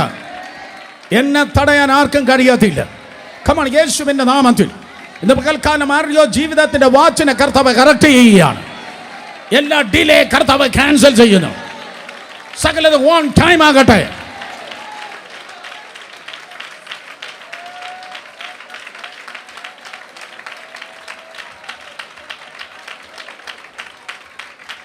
സാഹചര്യങ്ങൾ തിന്മയായി നിന്നപ്പോൾ, ചുറ്റുപാടുകൾ തനിക്കെതിരെ നിന്നപ്പോൾ, രാജാക്കന്മാർ എഴുന്നേറ്റപ്പോഴൊക്കെ യേശു കർത്താവ് ചുറ്റുപാടുകളല്ല പറഞ്ഞത്, സാഹചര്യമല്ല പറഞ്ഞത്, മരണമല്ല പറഞ്ഞത്, തകർച്ചയല്ല പറഞ്ഞത്. അയ്യോ, ചുറ്റികയുടെ വലിപ്പം, ആണിയുടെ നീളം, ക്രൂശിൻ്റെ സൈസ്, ഇതൊന്നുമല്ല യേശു പറഞ്ഞത്. സ്തോത്രം. കർത്താവ് പറഞ്ഞു, ഐ ഷാൾ റൈസ് അഗൈൻ, ഞാൻ ഉയർത്തെഴുന്നേൽക്ക്. ശബ്ദം ഉയർത്തി പറഞ്ഞേ, ഞാൻ ഉയർത്തെഴുന്നേൽക്ക്. കേട്ടില്ല? ഒരിക്കൽ കൂടെ. അതുവരെ ആർക്കും നടന്നു കിട്ടിയില്ല, പക്ഷെ എനിക്കത് നടക്കും. ഓ കമോൺ, എനിക്ക്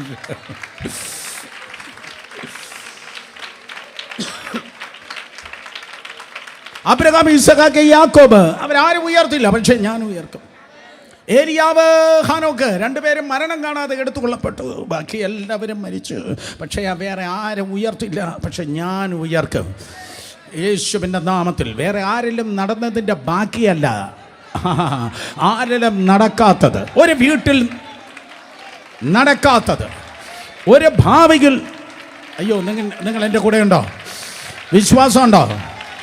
ആർക്കും നടക്കാത്തത്, ഒരു ഭവനത്തിൽ സംഭവിക്കാത്തത്, ഒരു ഭാവിയിൽ ഉണ്ടായിട്ടില്ലാത്തത്, ഒരു ശുശ്രൂഷയിൽ നടന്നിട്ടില്ലാത്തത്. In the name of Jesus, ആരെയോ ബെഞ്ച് മാർക്കായി, ആരുടെ ലൈഫിനെ ബെഞ്ച് മാർക്കായി ഈ തലമുറകൾ കർത്താവ് ഉപയോഗിക്കാൻ പോകുന്നു.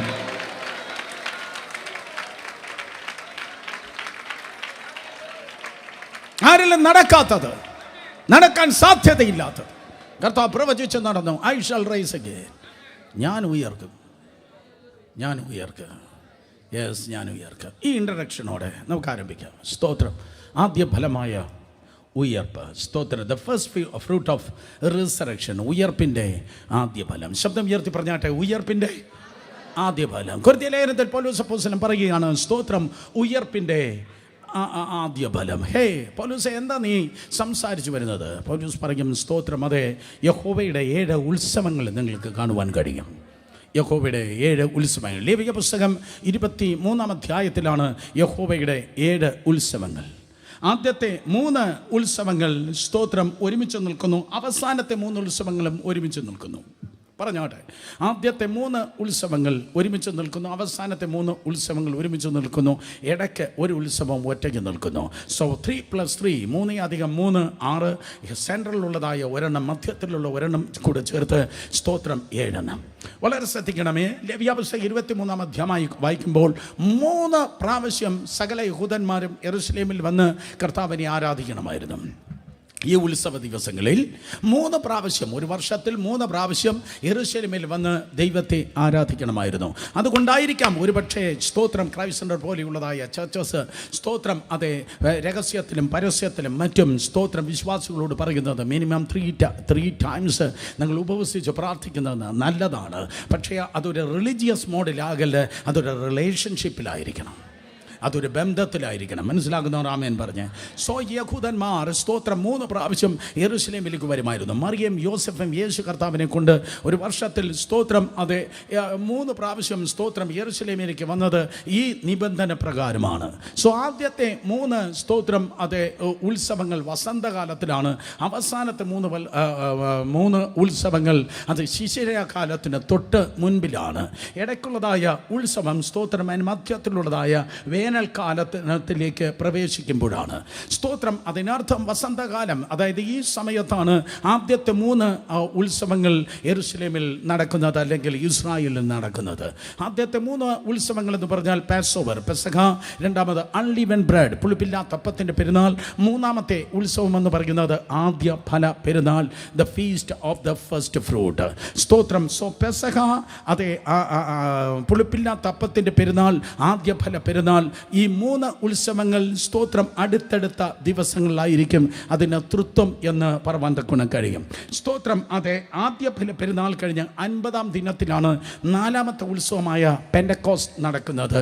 സ്തോത്രം അത് കഴിഞ്ഞ് ലോങ് ഇൻ്റർവെൽ കഴിഞ്ഞിട്ട് ദീർഘ ദിവസങ്ങൾ കഴിഞ്ഞിട്ട് ദീർഘ ആഴ്ചകൾ കഴിഞ്ഞിട്ടാണ് ശിശിരകാലത്ത് സ്തോത്രം ശിശിരകാലത്ത് നിങ്ങൾക്ക് കാണുവാൻ കഴിയുന്നതായ സ്തോത്രം അതെ റോഷ് ഹഷന്ന അഥവാ എന്താണ് സ്തോത്രം അതെ കാഹളോത്സവം നടക്കുന്നത്. സ്തോത്രം കാഹളോത്സവം നടക്കുന്നത് അതിന് 3ാമത്തെ സ്തോത്രം അതിൻ്റെ 3ാമത്തെ സെഗ്മെൻ്റ് ആയിട്ടാണ്. ഞാൻ ആവർത്തിക്കുന്നു, ആദ്യത്തെ 3 സ്തോത്രം ഉത്സവങ്ങൾ, ആദ്യത്തെ 3 ഉത്സവങ്ങൾ പാസ്ഓവർ പെസഹ പുളിപ്പില്ലാത്ത അപ്പത്തിൻ്റെ പെരുന്നാൾ, പെൻഡക്കോസ്റ്റ് പാസ്ഓവർ പെസഹ പുളിപ്പില്ലാത്ത അപ്പത്തിൻ്റെ പെരുന്നാൾ, ആദ്യ പെരുന്നാൾ ഒരുമിച്ച് നിൽക്കുന്നു. പെൻഡക്കോസ്റ്റ് സ്തോത്രം പെന്തക്കോസ്ത് ഉത്സവം അത് കഴിഞ്ഞിട്ട് 50-ാം ദിവസം നടക്കുന്നു. എന്നിട്ട് മാസങ്ങൾ കഴിഞ്ഞിട്ടാണ് ഏതൊക്കെയാണ് സ്തോത്രം കാഹളോത്സവം, മഹാപാപ പരിഹാര നാൾ എന്ന് പറയുന്ന യോം കിപ്പൂർ, അത് കഴിഞ്ഞിട്ട് കൂടാര പെരുന്നാൾ നടക്കുന്നത്. ഇത്രയും കേട്ടവർ ആമേൻ പറഞ്ഞാട്ടെ. സ്തോത്രം. ഒരിക്കൽ കൂടെ പറയാം. സ്തോത്രം. മോണിറ്ററില്ലെങ്കിൽ ഒരിക്കൽ കൂടെ പറയാം. സ്തോത്രം. അതെ പാസ്ഓവർ പെസഹ, നമ്പർ 2 രണ്ടാമത് പുളിപ്പില്ലാത്ത അപ്പത്തിൻ്റെ പെരുന്നാൾ, മൂന്നാമത് ആദ്യ ഫല പെരുന്നാൾ ആദ്യം നടക്കുന്നു. അത് കഴിഞ്ഞ് 50-ാം ദിവസം പെൻഡക്കോസ്റ്റ് നടക്കുന്നു. അവസാനം വന്നിട്ട് സ്തോത്രം അതെ കാഹളോത്സവം, പിന്നെ ഡേ ഓഫ് അറ്റോണിമെൻറ്റ് മഹാപാപ പരിഹാര നാൾ, പിന്നെ കൂടാര പെരുന്നാൾ ഏറ്റവും അവസാനം നടക്കുന്നു. സ്തോത്രം. എന്താണ് ഇതിൻ്റെ പ്രത്യേകത എന്ന് പറയുന്നത്? ഈ 7 ഉത്സവങ്ങളും പ്രൊഫറ്റിക്കാണ്, പ്രവചന ക്രിയ ആയിട്ടാണ് ദൈവത്തിൻ്റെ വചനത്തിൽ എഴുതിയിരിക്കുന്നത്.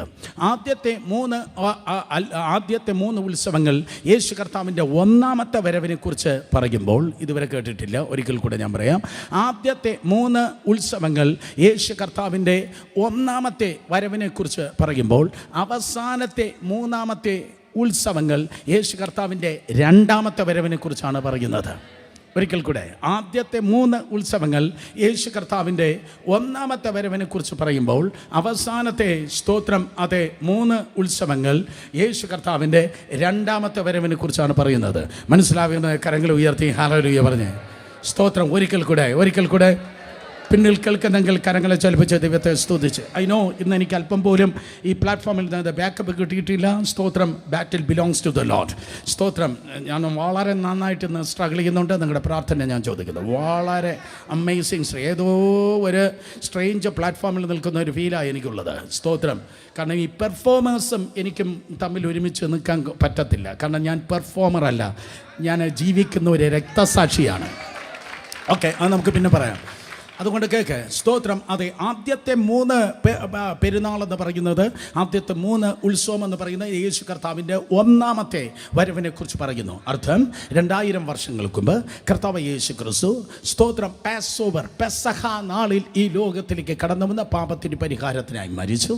പെസഹ നാളിൽ യേശു കർത്താവ് ക്രൂശിന്മേൽ മരിച്ചു. നമ്പർ 2, രണ്ടാമത് സ്തോത്രം, അതെ, പുളിപ്പില്ലാത്ത അപ്പത്തിൻ്റെ പെരുന്നാളിൽ പാപമില്ലാത്തവനായ കർത്താവ്, സ്തോത്രം, ആ കല്ലറയിൽ അടക്കം ചെയ്യപ്പെട്ടു.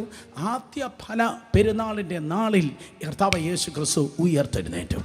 ഇനി സംഭവിക്കാൻ പോകുന്നത് ഫാസ്റ്റ് ഫോർവേഡ് ചെയ്ത് പറഞ്ഞാൽ, കാഹളോത്സവത്തിൻ്റെ നാളിൽ എന്ന് പറയാൻ കഴിയത്തില്ല. കാഹളോത്സവം പോലെ മധ്യാകാശത്തിൽ കാഹളം കേൾക്കുമ്പോൾ സഭ എടുത്തുകൊള്ളപ്പെടുന്നു. 7 സംവത്സരം മധ്യാകാശത്തിൽ കർത്താവിനോട് കൂടെ ആയിരിക്കുന്നു. സ്തോത്രം. അതെ, കർത്താവിനോട് കൂടിയായിരിക്കുന്നു. എന്നെന്നും ഇതാ മനുഷ്യനോട് കൂടെ ദൈവത്തിൻ്റെ കൂടാരം എന്ന ക്രമത്തിൽ കൂടാര പെരുന്നാൾ ആയി ആചരിക്കുന്നു. മനസ്സിലായ രാമേൻ പറഞ്ഞാട്ടെ. ഒരിക്കൽ കൂടെ 2000 വർഷങ്ങൾക്ക് മുമ്പ് പെസഹ നാളിൽ യേശു കർത്താവ് ഈ ലോകത്തിലേക്ക് കടന്നു വന്ന് നമുക്ക് വേണ്ടി മരിച്ചു. പുളിപ്പില്ലാത്ത അപ്പത്തിൻ്റെ പെരുന്നാളിൽ അവൻ കല്ലറയ്ക്കുള്ളിലായിരുന്നു. ആദ്യ പല പെരുന്നാളായി കർത്താവ് ഉയർത്തെഴുന്നേറ്റു. സ്തോത്രം. അവസാനത്തെ 3 ഉത്സവങ്ങൾ നോക്കുമ്പോൾ, സ്തോത്രം, കാഹളോത്സവം പോലെ മധ്യാകാശത്തിൽ കാഹളം തുരിക്കുമ്പോൾ യേശു കർത്താവ് ഈ ലോകത്തിലേക്ക്, സ്തോത്രം, കർത്താവ് യേശു ക്രിസ്തു സഭയെ ചേർപ്പാൻ കടന്നു വരുന്നു. അതെ, സ്തോത്രം, ഡേ ഓഫ് അറ്റോണിമെൻ്റ്, ദൈവത്തോട് കൂടി ആയിരിക്കുന്നതിനനുസൃതമായി 7 വർഷം കുഞ്ഞാടിനോടൊപ്പം സഭ മധ്യാകാശത്തിലായിരിക്കുന്നു. ദെൻ ഫൈനലി, സ്തോത്രം, അതെ, ഇതാ മനുഷ്യനോടുകൂടെ ദൈവത്തിൻ്റെ കൂടാരമെന്ന അർത്ഥത്തിൽ, സ്തോത്രം, കർത്താവിനോടുകൂടെ നാം ഫോർ എവർ ആൻഡ് എവർ എന്നേക്കും യേശു കർത്താവിനോടുകൂടെ നമ്മളായിരിക്കും. ആദ്യത്തെ 3 ഉത്സവങ്ങൾ യേശുവിൻ്റെ 1ാമത്തെ വരവും, അവസാനത്തെ 3 ഉത്സവങ്ങൾ യേശു കർത്താവിൻ്റെ 2ാം വരവിനെയും, സ്തോത്രം, അത് പ്രതിനിധാനം ചെയ്യുന്നു. പക്ഷേ ഏറ്റവും ഇമ്പോർട്ടൻ്റായി പരിശുദ്ധാത്മാവിൽ നിറയപ്പെട്ട ദൈവത്തിൻ്റെ ജനം മനസ്സിലാക്കേണ്ടത് 4ാമത്തെ ഉത്സവം ചർച്ച ഏജനിയാണ് കാണിക്കുന്നത്. ഒരിക്കൽ കൂടെ 4ാമത്തെ സ്തോത്രം ഉത്സവമായ പെന്തക്കോസ്ത് 120 പേർ മാളികമുറിയിൽ ഒരുമിച്ച് കൂടിയിരുന്നു. അവർ പരിശുദ്ധ ആത്മാവിനാൽ നിറയപ്പെട്ടു. പരിശുദ്ധാത്മാവിനാൽ ദൈവമായ കർത്താവ് അവരെ നിറച്ചത് അവരെ തന്നെ ഉയർത്താനല്ല, ചെത്താനല്ല, പകരം യേശുവിൻ്റെ സാക്ഷികളാക്കാൻ വേണ്ടിയാണ്. ഹല്ലേലൂയ. പരിശുദ്ധാത്മാവിനാൽ, സ്തോത്രം, അത് ദൈവം നമ്മെ നിറച്ചത് മനസ്സിലാക്കണം. സ്തോത്രം, പരിശുദ്ധാത്മാവിനാൽ ദൈവം നമ്മെ നിറച്ചത് ഓരോ ഞായറാഴ്ച വന്ന്, സ്തോത്രം, സീനിയർ പാസ്റ്റർ, ലീഡ് പാസ്റ്റർ, ഏതോ മറ്റേ പാസ്റ്റർ എന്ന് പറഞ്ഞ്, സ്തോത്രം, ഗാഡ് ഓഫ് ഓണർ സ്വീകരിക്കാനല്ല. നോവേ നോവേ നോവേ, പകരം, സ്തോത്രം, യേശുവിൻ്റെ നാമത്തെ ഉയർത്തുവാൻ. ദൈവം നമുക്ക് ആരോഗ്യം തരുന്നത്, ദൈവം നമുക്ക് ശക്തി തരുന്നത്, ദൈവം നമുക്ക് ശബ്ദം തരുന്നത് ഒന്നും നമ്മെ ഉയർത്താനാകല്ല, പകരം കർത്താവിൻ്റെ നാമത്തെ ഉയർത്തുവാൻ. നിങ്ങൾക്കറിയാം, അപ്പോസ്തലപ്രവൃത്തി 1-ാം അധ്യായം 8-ാം വാക്യം വായിക്കുമ്പോൾ, സ്തോത്രം, നിങ്ങൾ ശക്തി ലഭിച്ച ശേഷം യെരൂശലേമിലും യഹൂദയിലും ശമരിയയിലും ഭൂമിയുടെ അറ്റത്തോളം എൻ്റെ സാക്ഷികളാകും എന്ന് കർത്താവ് പറഞ്ഞത്, എൻ്റെ സാക്ഷികളാകും എന്നതിന് ഗ്രീക്കിൽ എഴുതിയിരിക്കുന്ന മട്ടിയാസ് എന്ന പദത്തിൻ്റെ അർത്ഥം രക്തസാക്ഷി എന്നാണ്. സ്തോത്രം. അതുകൊണ്ടാണ് പൗലോസ് പറഞ്ഞത്, ഇനി ജീവിക്കുന്നത് ഞാനല്ല, ക്രിസ്തു അത്രേ എന്നിൽ ജീവിക്കുന്നത്. ഒരിക്കൽ കൂടെ ശബ്ദം ഉയർത്തി പറഞ്ഞാട്ടെ. ഇനി ജീവിക്കുന്നത് ഞാനല്ല, ക്രിസ്തു അത്രേ എന്നിൽ ജീവിക്കുന്നത്. അപ്പോൾ ഈ ചർച്ച് ഏജിൽ ഇനി നീ അല്ല ഫങ്ഷൻ ചെയ്യുന്നത്, നിന്നെ അല്ല നീ പ്രൊപ്പഗേറ്റ് ചെയ്യേണ്ടത്, നിന്നെ അല്ല ഉയർത്തുന്നത്, പകരം യേശുവായിരിക്കണം നിന്നിലൂടെ വെളിപ്പെടുന്നത്. നിന്റെ ശബ്ദം കേട്ട് ഓരോ രാത്രികൾ 10 ലക്ഷം പേര് രക്ഷിക്കപ്പെട്ടാലും, സ്തോത്രം, കുളത്തിലല്ല, നദിയിലല്ല, ബീച്ചസിൽ നിങ്ങൾ കൊണ്ടുപോയി ലക്ഷക്കണക്കിന് ആൾക്കാരെ സ്നാനപ്പെടുത്തിയാലും നിന്റെ നാമമല്ല ഉയരേണ്ടത്, യേശുവിൻ്റെ നാമമായിരിക്കണം ഉയരേണ്ടത്. മനസ്സിലാക്കുന്നവർ കരങ്ങളെ ഉയർത്തി ഹല്ലേലൂയ പറഞ്ഞാൽ സോ ചേർച്ച് ഏജ് ആണ് സ്തോത്രം സെൻട്രൽ നിങ്ങൾക്ക് കാണാൻ തക്കണം കഴിക്കുന്നത്. സ്തോത്രം ആദ്യത്തെ 3 ഉത്സവങ്ങൾ, അവസാനത്തെ 3 ഉത്സവങ്ങൾ ഞാൻ ആവർത്തിക്കുന്നു. ആദ്യത്തെ 3 ഉത്സവങ്ങളിൽ യേശു കർത്താവിൻ്റെ 1ാമത്തെ വരവിനെ കുറിച്ച് പറയുമ്പോൾ, അവസാനത്തെ 3 ഉത്സവങ്ങൾ യേശു കർത്താവിൻ്റെ 2ാമത്തെ വരവിനെ കുറിച്ച് പറയുന്നു. സ്തോത്രം അവസാനത്തെ 3 ഉത്സവങ്ങൾ തൃത്വം പോലെ ഒരുമിച്ച് കിടക്കുന്നു. ആദ്യത്തെ 3 ഉത്സവങ്ങൾ തൃത്വം പോലെ ഒരുമിച്ച് കിടക്കുന്നു. 3 ട്രിപ്പുകളാണ് യെരുശലേമിലുള്ളത്. സ്തോത്രം 3 പ്രാവശ്യമാണ് വരുന്നത്. ആദ്യത്തെ 3 ഉത്സവങ്ങളെ ഒരുമിച്ച് ആഘോഷിപ്പാനായി ജനം യെരുശലേമിലേക്ക് എത്തുന്നു. അവസാനത്തെ 3 ഉത്സവങ്ങളെ ആചരിപ്പാൻ സ്തോത്രം ശൈത്യകാലത്തിന് മുമ്പ് അത് ഒരുമിച്ചെത്തുന്നത് സെൻട്രലിലുള്ള പെന്തക്കോസ്റ്റ് ആചരിപ്പാൻ സെപ്പറേറ്റായി കിടന്നു വരുന്നു. സോ ആദ്യം 3 ഉത്സവം, സെൻട്രലിൽ 1 ഉത്സവം, അവസാനത്തെ സ്തോത്രം 3 ഉത്സവങ്ങൾക്കായി യഹൂദ ജനം, ദൈവത്തിൻ്റെ ജനം കടന്നു വരുന്നു. ഇത്രയും കേട്ടവർ ആമേൻ പറഞ്ഞാണ്ട് യെസ്, നമുക്ക് ആരംഭിക്കാം. സ്തോത്രം. നോക്കണമേ, പാസ്ഓവർ ദിനത്തിന്, പെസഹ ദിനത്തിന് കർത്താവ് യേശു ക്രിസ്തു സ്തോത്രം അതെ രാവിലെ 9 മണിക്ക് അവൻ്റെ ക്രൂശ് ഉയർത്തപ്പെട്ടു. 100 കണക്കിന് പ്രാവശ്യം നിങ്ങൾ കേട്ടിട്ടുണ്ട്. രാവിലെ 9 മണിക്കാണ് ദേവാലയത്തിൽ എന്തോ ആരംഭിക്കുന്നത്? യാഗങ്ങൾ ആരംഭിക്കുന്നത്. രാവിലെ 9 മണിക്ക് ദേവാലയത്തിൽ യാഗങ്ങൾ ആരംഭിക്കുന്നു. കൃത്യം പാളയത്തിന് പുറത്ത് യെരുശലേം സ്തോത്രം പട്ടണത്തിൻ്റെ സിറ്റി ഗേറ്റിന് പുറത്ത് സ്തോത്രം രാവിലെ 9 മണിക്ക് യേശു കർത്താവിൻ്റെ ക്രൂശ് ഉയർത്തപ്പെടുകയുണ്ടായി. 6 മണിക്കൂർ നേരം കർത്താവ് യേശു ക്രിസ്തു പരമയാഗമായി ക്രൂശിന്മേൽ തൂങ്ങി നിന്നു. എന്നെ ഏറ്റവും കൂടുതൽ സ്തോത്രം അതേ ചിന്തിപ്പിച്ചതായ അല്ലെങ്കിൽ ആകർഷിച്ചതായ ഒരു കാര്യം, ആ വേദനയിൽ കിടന്ന് പിടയുമ്പോഴും കർത്താവ് തന്നെക്കുറിച്ചല്ല ചിന്തിച്ചത്. ഒരിക്കൽ കൂടെ വേദനയിൽ കിടന്ന് പിടയുമ്പോഴും യേശു ചിന്തിച്ചത്, ഇനി എന്തെങ്കിലും ഈ വചനത്തിൽ നിറവേറ്റാനുണ്ടോ?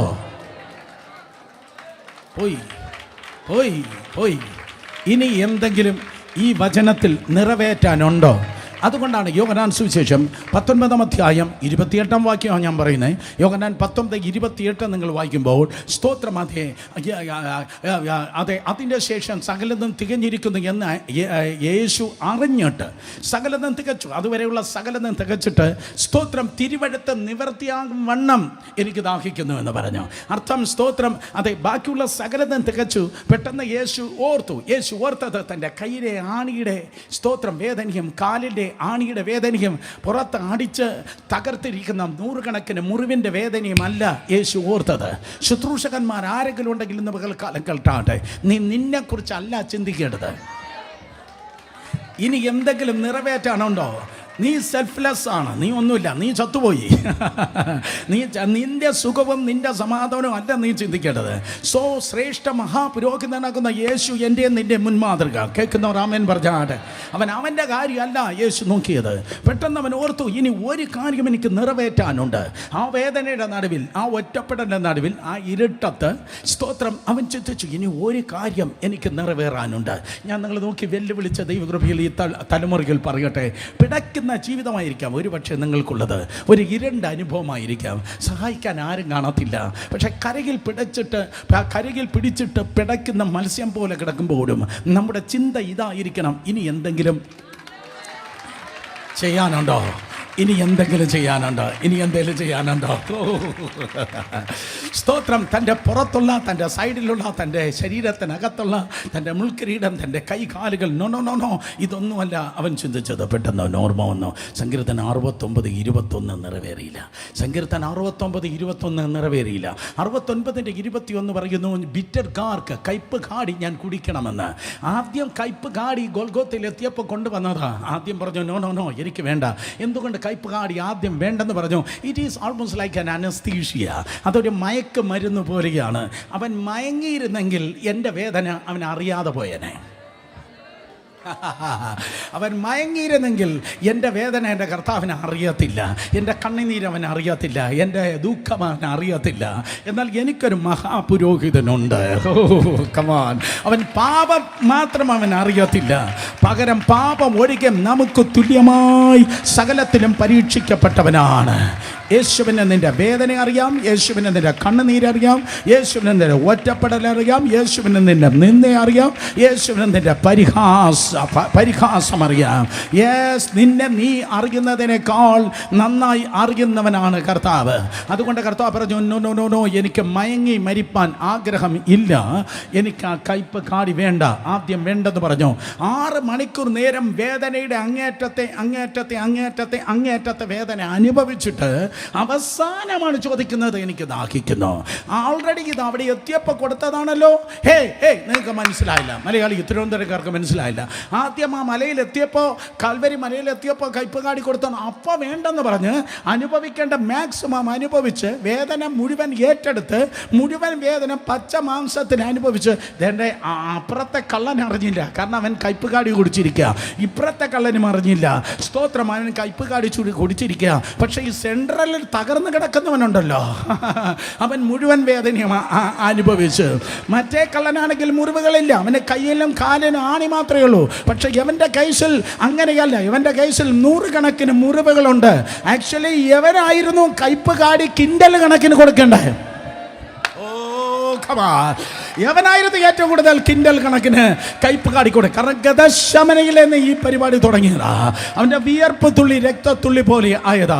ഇവനെ കയ്പ് കാടി കൊണ്ടങ്ങ് മുക്കിയെടുക്കേണ്ടതായിരുന്നു, അല്ലെങ്കിൽ മുക്കി കിടത്തേണ്ടതായിരുന്നു, കാരണം അത്ര വലിയ വേദനയുണ്ട്. പക്ഷേ നോ, അവൻ ആ കയ്പ് കാടി കുടിച്ചിട്ട് അവൻ ഉഴപ്പി. ക്രൂശിൽ യേശു അപ്പച്ചൻ ഉഴപ്പിയില്ല. കമാൺ, ഇന്ന് തന്നെ ഈ തലമുറയിൽ ഞാൻ വിളിച്ചു പറയട്ടെ, സഭ ഏറ്റെടുക്കണം, ഈ ദൂത് ഏറ്റെടുക്കണം, ഈ ദൂത് ഏറ്റെടുക്കണം. വിശ്വാസത്തിൽ ഞാൻ ഉഴപ്പത്തില്ല.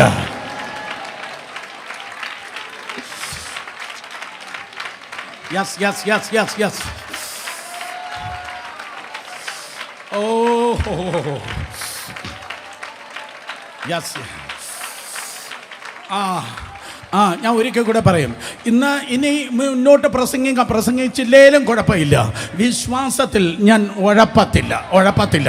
എൻ്റെ കർത്താവ് ക്രൂശിൽ ഉഴപ്പിയത് കൊണ്ട്, എൻ്റെ കർത്താവ് ക്രൂശിൽ ഉഴപ്പാത്തത് കൊണ്ട് വേദപുസ്തകം വായനയാകട്ടെ, പ്രാർത്ഥനയാകട്ടെ, വിശ്വാസ ജീവിതത്തിൽ ഞാൻ ഉഴപ്പത്തില്ല. കരങ്ങൾ ഉയർത്തിയൊന്ന് വാക്ക് കൊടുക്കാൻ പറ്റുമോ? എൻ്റെ കർത്താവ് ക്രൂശിൽ ഉഴപ്പാത്തത് കൊണ്ട്, എൻ്റെ കർത്താവ് ക്രൂശിൽ ലേസി അവൻ ഉഴപ്പാത്തത് കൊണ്ട് ഞാൻ ലേസി ആയിരിക്കത്തില്ല.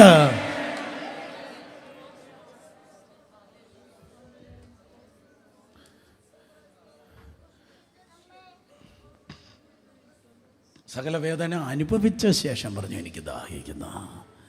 So last and final time, Yohannan 19:28 നമ്മൾ വായിച്ചതാണ്. സ്തോത്രം, സകലതും തികഞ്ഞിരിക്കുന്നു എന്ന് ആ തിരുവെഴുത്ത് നിവർത്തിയാകുമെന്ന് അവൻ പറഞ്ഞു, എനിക്ക് ദാഹിക്കുന്നു. സോ അത് കുടിച്ച് തീർത്ത ശേഷം യേശു കർത്താവ് പറഞ്ഞു, സ്തോത്രം, സകലതും നിവർത്തിയായി. ക്രൂശിൽ കൈകരങ്ങൾ വിരിച്ച് തകർന്ന് കിടക്കുന്ന കർത്താവ് പറഞ്ഞു, സകലത നിവൃത്തിയായി. നിങ്ങൾ 100 കണക്കിന് പ്രാവശ്യം, ഒത്തിരി പ്രാവശ്യം കേട്ടിട്ടുണ്ട്. സെയിം, സകലത നിവൃത്തിയായി. ടെറ്റലസ്റ്റായി, പട്ടണത്തിന് പുറത്ത് നിന്ന് ടെറ്റലസ്റ്റായി, സകലത നിവൃത്തിയായി എന്ന ശബ്ദം കേൾക്കുമ്പോൾ അതിനെ എക്കോ ആയി ദേവാലയത്തിൻ്റെ കട്ടളക്കാൽ പിടിച്ചിട്ട് കയ്യഫാവ് വിളിച്ചു പറഞ്ഞു, അതായത് മഹാപുരോഹിതൻ പറഞ്ഞു, ഇന്നത്തെ യാഗങ്ങൾ സമാപിച്ചിരിക്കുന്നു. രണ്ടും നടന്നത് ഉച്ചയ്ക്ക് ശേഷം 3 മണിക്കാണ്. കാരണം എല്ലാ ദിവസവും പാസ് ഓവർ, സ്തോത്രം, പെസഹായുടെ യാഗം കഴിഞ്ഞിട്ട് അവസാനത്തെ ആട്ടിൻകുട്ടിയെ, സ്തോത്രം, മഹാപുരോഹിതൻ തനിക്ക് വേണ്ടി യാഗം കഴിച്ചിട്ട് പെട്ടെന്ന് ഓടി വന്ന് 2 കരങ്ങളെ, അതാണ് അവരുടെ സിസ്റ്റം, 2 കരങ്ങളെ കട്ടളക്കാലിന്മേൽ, സ്തോത്രം, അതെ, 2 കരങ്ങളെ വയ്ക്കും. അതിൻ്റെ അർത്ഥം ഇനി ഇങ്ങോട്ട് ആർക്കും പ്രവേശനമില്ല. കേട്ടോ രാമൻ പറഞ്ഞേ. സോ കരങ്ങളിങ്ങനെ വെച്ചിട്ട് പറയും, കരങ്ങളിങ്ങനെ വെച്ചിട്ട് പറയും, ഇന്നത്തെ യാഗങ്ങൾ സമാപിച്ചിരിക്കുന്നു. എക്സാക്ട്ലി സെയിം മാനർ 2000 വർഷങ്ങൾക്ക് മുമ്പ് നിസാൻ മാസം 14-ാം തീയതി തൻ്റെ കരങ്ങളെ ക്രൂശിന്മേൽ നിവർത്തിയ ശേഷം യേശു കർത്താവ് പറഞ്ഞു, ടെറ്റലസ്റ്റായി, സകലത്തിൽ നിവർത്തിയായി. എക്സ്പ്ലെയിൻ ചെയ്യാൻ എനിക്ക് ആഗ്രഹമുണ്ട്, അത് വേറെ പ്രസംഗമാണ്. 7 കാര്യങ്ങൾ എന്തൊക്കെയാണ് ക്രൂശിന്മേൽ നിവർത്തിയായത്. കരങ്ങൾ ഉയർത്തി ഹല്ലേലൂയ പറഞ്ഞാട്. സ്തോത്രം. അതെ, തുടർന്ന് ഇതുവരെ കേട്ടിട്ടില്ലാത്ത, ഞാൻ പറഞ്ഞിട്ടില്ലാത്ത കാര്യം നിങ്ങളുടെ ടോട്ടൽ അറ്റൻഷൻ എനിക്ക് ആവശ്യമാണ്. സ്തോത്രം. ആദ്യ ബല പെരുന്നാളിലെ ഉയർപ്പിൻ്റെ, സ്തോത്രം, അതെ, ഉയർപ്പിൻ്റെ ആദ്യ ബലം, അതാണ് നമ്മുടെ വിഷയം. സ്തോത്രം. അതെ, യാഗം കഴിഞ്ഞു എന്ന് കയ്യഫാവ് പറഞ്ഞിട്ട്, ആ വർഷം കയ്യഫാവ് പറഞ്ഞിട്ട് പെട്ടെന്ന് തിരക്കോടെ അവനിതാ പുറപ്പെടുകയാണ്. അവൻ്റെ പരിവാരങ്ങൾ പുറപ്പെടുകയാണ്. അതെ, കൂടെ നിൽക്കുന്ന ടെമ്പിൾ പോലീസ് സേവകർ ഇന്നലെ രാത്രി ഉറങ്ങിയില്ല. പുരോഹിതന്മാരിൽ ചിലർ ഇന്നലെ രാത്രി ഉറങ്ങിയില്ല. കയ്യഫാവിൻ്റെ മുഖത്ത് നോക്കുമ്പോഴും ഇവിടെ നിന്ന് ഇരിക്കുന്ന ചിലരെ പോലെ ഇന്നലെ രാത്രി ലേറ്റ് നൈറ്റ് മുഴുവൻ ചാറ്റ് ചെയ്യായിരുന്നു. സ്തോത്രം. എന്തോ ഞാൻ പറഞ്ഞേ, അന്ന് വാട്സപ്പില്ലായിരുന്നല്ലോ. സ്തോത്രം. അതെ, കയ്യഫാവ് മറ്റേ പ്രോഗ്രാമിലായിരുന്നു. മറ്റവനെ ഒതുക്കണമല്ലോ. തൻ്റെ കസേരയ്ക്ക് ഭീഷണിയായി വരുന്ന മറ്റവനെ ഒതുക്കണമായിരുന്നല്ലോ. തൻ്റെ കസേരയ്ക്ക്, തൻ്റെ പൊസിഷന് ഭീഷണിയായി വരുന്ന മറ്റവനെ ഒതുക്കുന്നതാണല്ലോ വേറെ ചിലരുടെ ശുശ്രൂഷ. സോ ആ ശുശ്രൂഷയിലായിരുന്നു കയ്യഫാവ്. വേദോസ്തം വായിച്ചാലല്ലേ അതിന് സ്തോത്രം പറയാൻ പറ്റത്തുള്ളൂ. അപ്പോൾ ആ രാത്രി മുഴുവൻ ആ ഒതുക്കൽ ശുശ്രൂഷ ആയിരുന്നത് കൊണ്ട് സ്തോത്രം, കയ്യഫാവിൻ്റെ മുഖത്ത് ആ ഉറക്കക്ഷീണം വളരെ നന്നായിട്ടുണ്ട്. ഇനി ഇതെല്ലാം ഒന്ന് ഒതുക്കി തീർത്ത ശേഷം വേണം പോയി നന്നായി ഒന്ന് ഉറങ്ങാൻ. സ്തോത്രം. ഇന്നലെ ഒതുക്കലായിരുന്നു. ഇനി ഈ ജോലിയെല്ലാം ഒന്ന് ഒതുക്കി തീർത്ത ശേഷമാണ് ഇനി പോയിട്ടൊന്ന് ഉറങ്ങാൻ. അവനും അവൻ്റെ പരിവാരങ്ങളും വാ നമുക്ക് പെട്ടെന്ന് പോകാമെന്ന് പറഞ്ഞ് സ്തോത്രം ദേവാലയത്തിൽ നിന്ന് പുറത്തേക്ക് ഇറങ്ങിയാണ്. എങ്ങോട്ടാണ് പോകുന്നത്? ഒരു പ്രധാനപ്പെട്ട ഒരു ശുശ്രൂഷയുണ്ട്. അത് സ്തോത്രം ഉത്സവ സീസണാണ്. ഇന്ന് പാസ് ഓവറാണ്, നാളെ പുളിപ്പില്ലാത്ത അപ്പത്തിൻ്റെ പെരുന്നാളാണ്, മറ്റന്നാൾ ആദ്യ ഫലമാണ്. അപ്പോൾ ഇതെല്ലാം കണ്ടിന്യൂസ് ആയി ഒരു ചെയിൻ ബൈ ചെയിനായി നിൽക്കുന്നത് കൊണ്ട് ഒരു പ്രധാനപ്പെട്ട ഒരു ശുശ്രൂഷയുണ്ട്. കയ്യഫാവ് മഹാപുരോഹിതനും അവൻ്റെ പരിവാരങ്ങളുമായി ദേവാലയത്തിൽ നിന്ന്, ടെമ്പിൾ മൗണ്ടിൽ നിന്ന് പുറത്തേക്ക് ഇറങ്ങിയ നൂറുകണക്കിന് ആൾക്കാർ കാണും. സ്തോത്രം. അവർ പുറത്തേക്ക് ഇറങ്ങുകയാണ്. അവർ പുറത്തേക്ക് ഇറങ്ങി സ്തോത്രം കിദ്രോൻ താഴ്വരയിലേക്ക് ഇറങ്ങുന്നു. എൻ്റെ വലതുവശത്താണ് ദാവീദിൻ്റെ പട്ടണം. അതിനിപ്പുറത്തുള്ളതായ ആ സ്റ്റെപ്പിലൂടെ അവർ സ്തോത്രം കിദ്രോൻ താഴ്വരയിലേക്ക് താഴേക്ക് ഇറങ്ങിയാണ്. കിദ്രോൻ താഴ്വരയിൽ താഴേക്ക് ഇറങ്ങിയിട്ട് ഒലിവുമലയുടെ താഴ്വരയിൽ നന്നായി കൃഷി ചെയ്തിരിക്കുന്നതായ ഒരു സ്തോത്രം ബാർലി ഫീൽഡുണ്ട്. ബാർലി എന്തോ മലയാളത്തിൽ എന്തോ ബാർലി, യവം. സ്തോത്രം. യവത്തിൻ്റെ ഒരു വയലുണ്ട്. സ്തോത്രം. യവം പറയാത്ത എല്ലാവർക്കും 10 പ്രാവശ്യം എംപോസിഷൻ ഇടുന്നു. അടുത്ത ആഴ്ച സ്തോത്രം വരുമ്പോഴേക്കും ഈ അമ്മച്ചി ഉൾപ്പെടെയുള്ളവർ 10 പ്രാവശ്യം ബാർലി യവം എന്ന് എഴുതി കൊണ്ടുവരേണ്ടതാണ്. സ്തോത്രം. അപ്പോൾ നോക്ക്, അതെ, ബാർലി ഫീൽഡ് കൃഷി ചെയ്തിരിക്കുകയാണ്. ആരാണ് കൃഷി ചെയ്തത്? അത് പ്രൈവറ്റ് പ്രോപ്പർട്ടി അല്ല, അത് ദേവാലയത്തിൻ്റെ പബ്ലിക് പ്രോപ്പർട്ടിയാണ്. മീൻസ് ദേവാലയത്തിൻ്റെ പ്രോപ്പർട്ടിയാണ്. ആ ദേവാലയത്തിൻ്റെ പ്രോപ്പർട്ടിയിൽ ബാർലി കൃഷി ചെയ്തിരിക്കുന്നു. എന്തിനു വേണ്ടിയാണ്? 2 ഉത്സവങ്ങളുടെ ദിവസത്തിൽ അത് സ്തോത്രം ഭയങ്കര ശുശ്രൂഷ അവിടെ നടക്കേണ്ടതാണ്. പ്രധാനപ്പെട്ട ശുശ്രൂഷ നടക്കേണ്ടതാണ്. ഒന്ന് സ്തോത്രം പാസ് ഓവർ ദിനത്തിന്, അതുപോലെ ഒന്ന് സ്തോത്രം പുളിപ്പില്ലാത്ത അപ്പത്തിൻ്റെ പെരുന്നാളിന്, മറ്റൊന്ന് ആദ്യ ഫല പെരുന്നാളിന്. അവരിതാ സ്തോത്രം കിദ്രോൻ താഴ്വരയിലേക്ക് ആ പുരോഹിതനും തൻ്റെ പരിവാരങ്ങൾ ഇറങ്ങിച്ചെന്ന് ലേവ്യർ പുരോഹിതന്മാർ കൃഷി ചെയ്തിരിക്കുന്ന ആ ഫീൽഡിലേക്ക് അവർ ഇതാ നടന്ന് കയറുകയാണ്. അവിടെ ഇതാ സ്തോത്രം കൊയ്ത്താരംഭിച്ചിട്ടില്ല. ഏപ്രിൽ ആകുന്നതേ ഉള്ളൂ. സ്തോത്രം വസന്തകാലം വരുന്നതേ ഉള്ളൂ. അതെ, ആദ്യത്തെ കൊയ്ത്തിൻ്റെ ഉദ്ഘാടനം നടക്കുകയാണ്. ഒരിക്കൽ കൂടെ ആദ്യത്തെ കൊയ്ത്തിൻ്റെ ഉദ്ഘാടനം നടക്കുകയാണ്. ഹല്ലേലൂയ.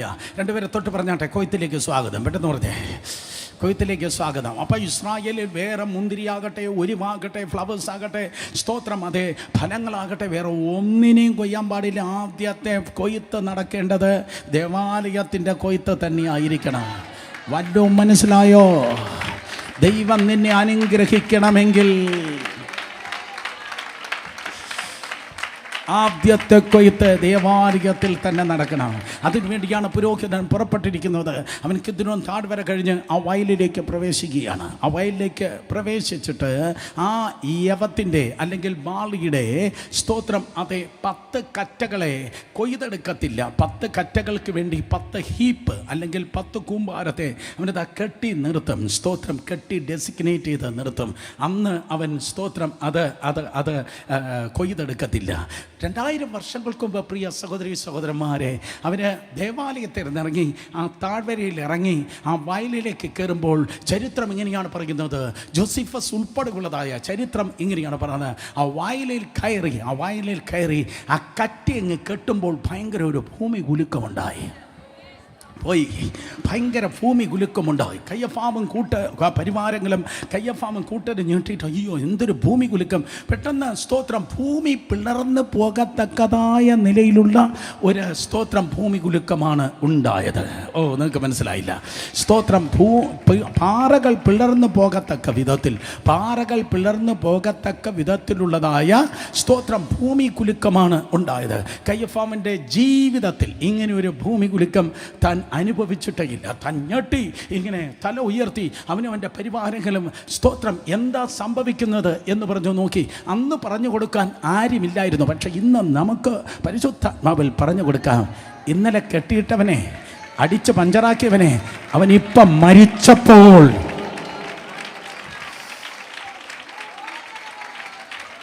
അവൻ്റെ ജീവൻ അവൻ നൽകിയപ്പോൾ, അവൻ കയറി എന്ന് വരുന്നതിനാൽ അവൻ ഇറങ്ങി എന്ന് വരുന്നില്ലയോ, അവൻ്റെ മരണത്തിൽ ഭൂമി കുലുക്കം ഇത് ഉണ്ടായതാണ്. അവനിതാ 10 കറ്റയാണ് സ്തോത്രം നീരാജനം ചെയ്യാനായി അവിടെ കെട്ടി നിർത്തേണ്ടത്. ലേവ്യ പുസ്തകം 23-ാം അധ്യായം. അങ്ങനെ 10 കറ്റകൾക്കുള്ളത് ഡെസിഗ്നേറ്റ് ചെയ്ത് പ്രത്യേകിച്ച് മാറ്റിവെച്ച് അതിനെ കെട്ടിയിട്ട് അയ്യോ ഭൂമി കുലുക്കമുണ്ടാകുന്നു, പെട്ടെന്ന് ദേവാലയത്തിൽ പോയി ഭക്തി കാര്യങ്ങളൊക്കെ ചെയ്തിട്ട് തിരിച്ചു പോകാമെന്ന് വിചാരിച്ച് കയ്യഫാവും അതായത് മഹാപുരോഹിതന്റെ പരിവാരങ്ങളും ദേവാലയത്തിലേക്ക് ഓടിക്കയറി. നല്ല ഉറക്കമുണ്ട്, ഇന്നലെ രാത്രി ഉറങ്ങിയില്ല. ദേവാലയത്തിലേക്ക് ഓടിക്കയറിയപ്പോഴാണ് മനസ്സിലാകുന്നത് ഇന്നലത്തെ ഉറക്കം മാത്രമല്ല പോയത്, ഇന്നത്തെ ഉറക്കം ഇതാ പോയിരിക്കുന്നു. ഒരിക്കൽ കൂടെ, ഇന്നലത്തെ ഉറക്കം മാത്രമല്ല പോയത്, ഇന്നത്തെ ഉറക്കം പോയിരിക്കുന്നു. എന്താ ഇന്നത്തെ ഉറക്കം പോയത്? ദേവാലയത്തിന് തിരശ്ശീല താഴെ നിന്ന് മേലോട്ടല്ല.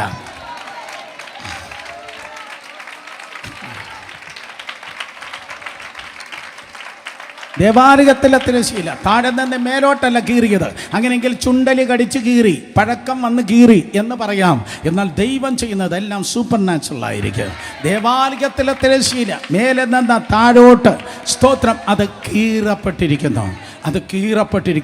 ദേവാലയത്തിലെ തിരശ്ശീല കീറപ്പെട്ടപ്പോഴാണ് സ്തോത്രം അകം പൊള്ളയായി കിടക്കുന്നത് മറ്റുള്ള എല്ലാവരും കണ്ടത്. നിങ്ങൾക്ക് എത്ര പേർക്ക് മനസ്സിലായെന്ന് എനിക്കറിയത്തില്ല. അകം പൊള്ളയായി കിടക്കുന്നത് ബാക്കിയുള്ള എല്ലാവരും കണ്ടത്. വളരെ വേദനയോടെ ഞാൻ പറയട്ടെ, പലതിൻ്റെയും അകം പൊള്ളയാണ്. പലതിൻ്റെയും ആകം പൊള്ളയാണ്. ഇടയ്ക്കിടയ്ക്ക് വാണിംഗ് വന്നതാണ്, നീ മാനസാന്തരപ്പെടണം, നീ വെള്ള തേച്ച് ശവക്കല്ലറിയെന്ന് ഇടയ്ക്കിടയ്ക്ക് ദൂത് വന്നതാണ്. മാനസാന്തരപ്പെട്ടില്ല. വചനം കേട്ട് നീ ഗുണപ്പെടണം, നീ നന്നാകണം എന്ന് പറഞ്ഞതാണ്. മാനസാന്തരപ്പെട്ടില്ല. ഫറവോന്റെ ഹൃദയം പിന്നെയും കഠിനപ്പെട്ടു എന്ന പോലെ വീണ്ടും കഠിനപ്പെട്ടു. വെള്ളപ്പൊക്കം വന്നു, കഠിനപ്പെട്ടു. അത് കഴിഞ്ഞിട്ട് കോവിഡ് വന്നു. എന്തോ കുന്തം വന്നാലും ഞങ്ങൾ മാനസാന്തരപ്പെടത്തില്ലെന്ന് പറഞ്ഞ് പിന്നെയും ഹൃദയം കഠിനപ്പെട്ടു. ചിരിക്കുന്നോ? Come on hallelujah. വസ്ത്രങ്ങളെയല്ല ഹൃദയങ്ങളെ കീറി. എന്തൊക്കെ വന്നാലും സ്തോത്രം, എത്ര ദൂത് കേട്ടാലും ഇതുപോലെ പ്രസംഗം കേൾക്കുന്ന ആൾക്കാരുണ്ടോ? ഇതുപോലെ പ്രാസംഗികരുള്ള സംസ്ഥാനമുണ്ടോ? ഇതുപോലെ ദൈവവചനം വായിക്കുന്ന ദൈവദാസന്മാരുണ്ടോ? പ്രസംഗത്തെ കുറ്റം പറഞ്ഞ്, പ്രസംഗത്തിന് മാർഗിട്ട്, പ്രസംഗത്തിന് ഞാനായിരുന്നെങ്കിൽ 2 കൂടെ പറയുമെന്ന് പറഞ്ഞ് സ്തോത്രം അതേ പരീക്ഷ വൃന്ദമായി തീർന്ന്, മതവൃന്ദമായി തീർന്ന് കുറ്റം പറഞ്ഞ് ജീവിക്കുന്നതായ ഒരു ജനം. ഇടയ്ക്കിടയ്ക്ക് ദൂത് വന്നതാണ്. പക്ഷേ ആ ദൂതിൻ്റെ മുൻപിൽ മാനസാന്തരപ്പെടാത്തത് കൊണ്ട് വാണിംഗായി ഞാൻ പറയട്ടെ, അവസാനം കീറി കാണിച്ചു കൊടുത്തു. ഈ പുറമേയുള്ള ജാട മാത്രമേ ഉള്ളൂ, അകം മുഴുവൻ പൊള്ളയാണ്. പുറമേയുള്ള ജാട മാത്രമേ ഉള്ളൂ. ഈ പ്ലാറ്റ്ഫോമിൽ നിൽക്കുമ്പോൾ ഒരു പരിപാടി മാത്രമേ ഉള്ളൂ, താഴെ ഇറങ്ങിയ വെറും പൊള്ളയാണ്.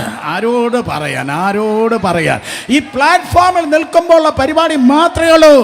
സ്തോത്രം, ഞാൻ എന്നോടാ പറയുന്നത്. കമോൺ, ബാക്കിയുള്ള മുഴുവൻ പൊള്ളയാണ്. അവസാനം കീറി കാണിച്ചു കൊടുത്തു. നോക്ക്, അകത്ത് പെട്ടകമില്ല. യേശു കർത്താവിൻ്റെ കാലത്ത് അകത്ത് പെട്ടകമില്ല. ഇരമ്യാവിൻ്റെ കാലത്ത് പോയതാ. പെട്ടകം പോയതാ. ഇപ്പൊ കീറി കാണിച്ചു കൊടുത്തു, പെട്ടകം ഇല്ല. 2ാമത്തെ ദിവസം ഉറക്കം പോയി. ഇന്നലെ രാത്രി ഉറങ്ങിയില്ല.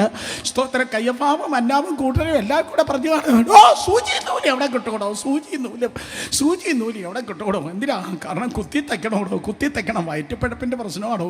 കാരണം നാട്ടുകാർ വന്നാൽ സ്തോത്രം, ഇന്ന് പെസഹായതുകൊണ്ട് ഏകദേശം രക്ഷപ്പെട്ടു. കാരണം ആൾക്കാരും ഇപ്പോൾ ഇല്ല. 300 പുരോഹിതന്മാർ മാത്രമേ ഉള്ളൂ, വേറെ ആരും അറിഞ്ഞില്ല. 300 പുരോഹിതന്മാർ നമ്മുടെ ആൾക്കാർ മാത്രമേ അറിഞ്ഞുള്ളൂ. വേറെ ആരും അറിഞ്ഞില്ല. ഇതിനകത്തിരിക്കുന്ന ചിലർ അറിഞ്ഞിരുന്നെങ്കിൽ എൻ്റെ തമ്പുരാനെ ലോകം മുഴുവൻ അറിയായിരുന്നു. കമാൺ.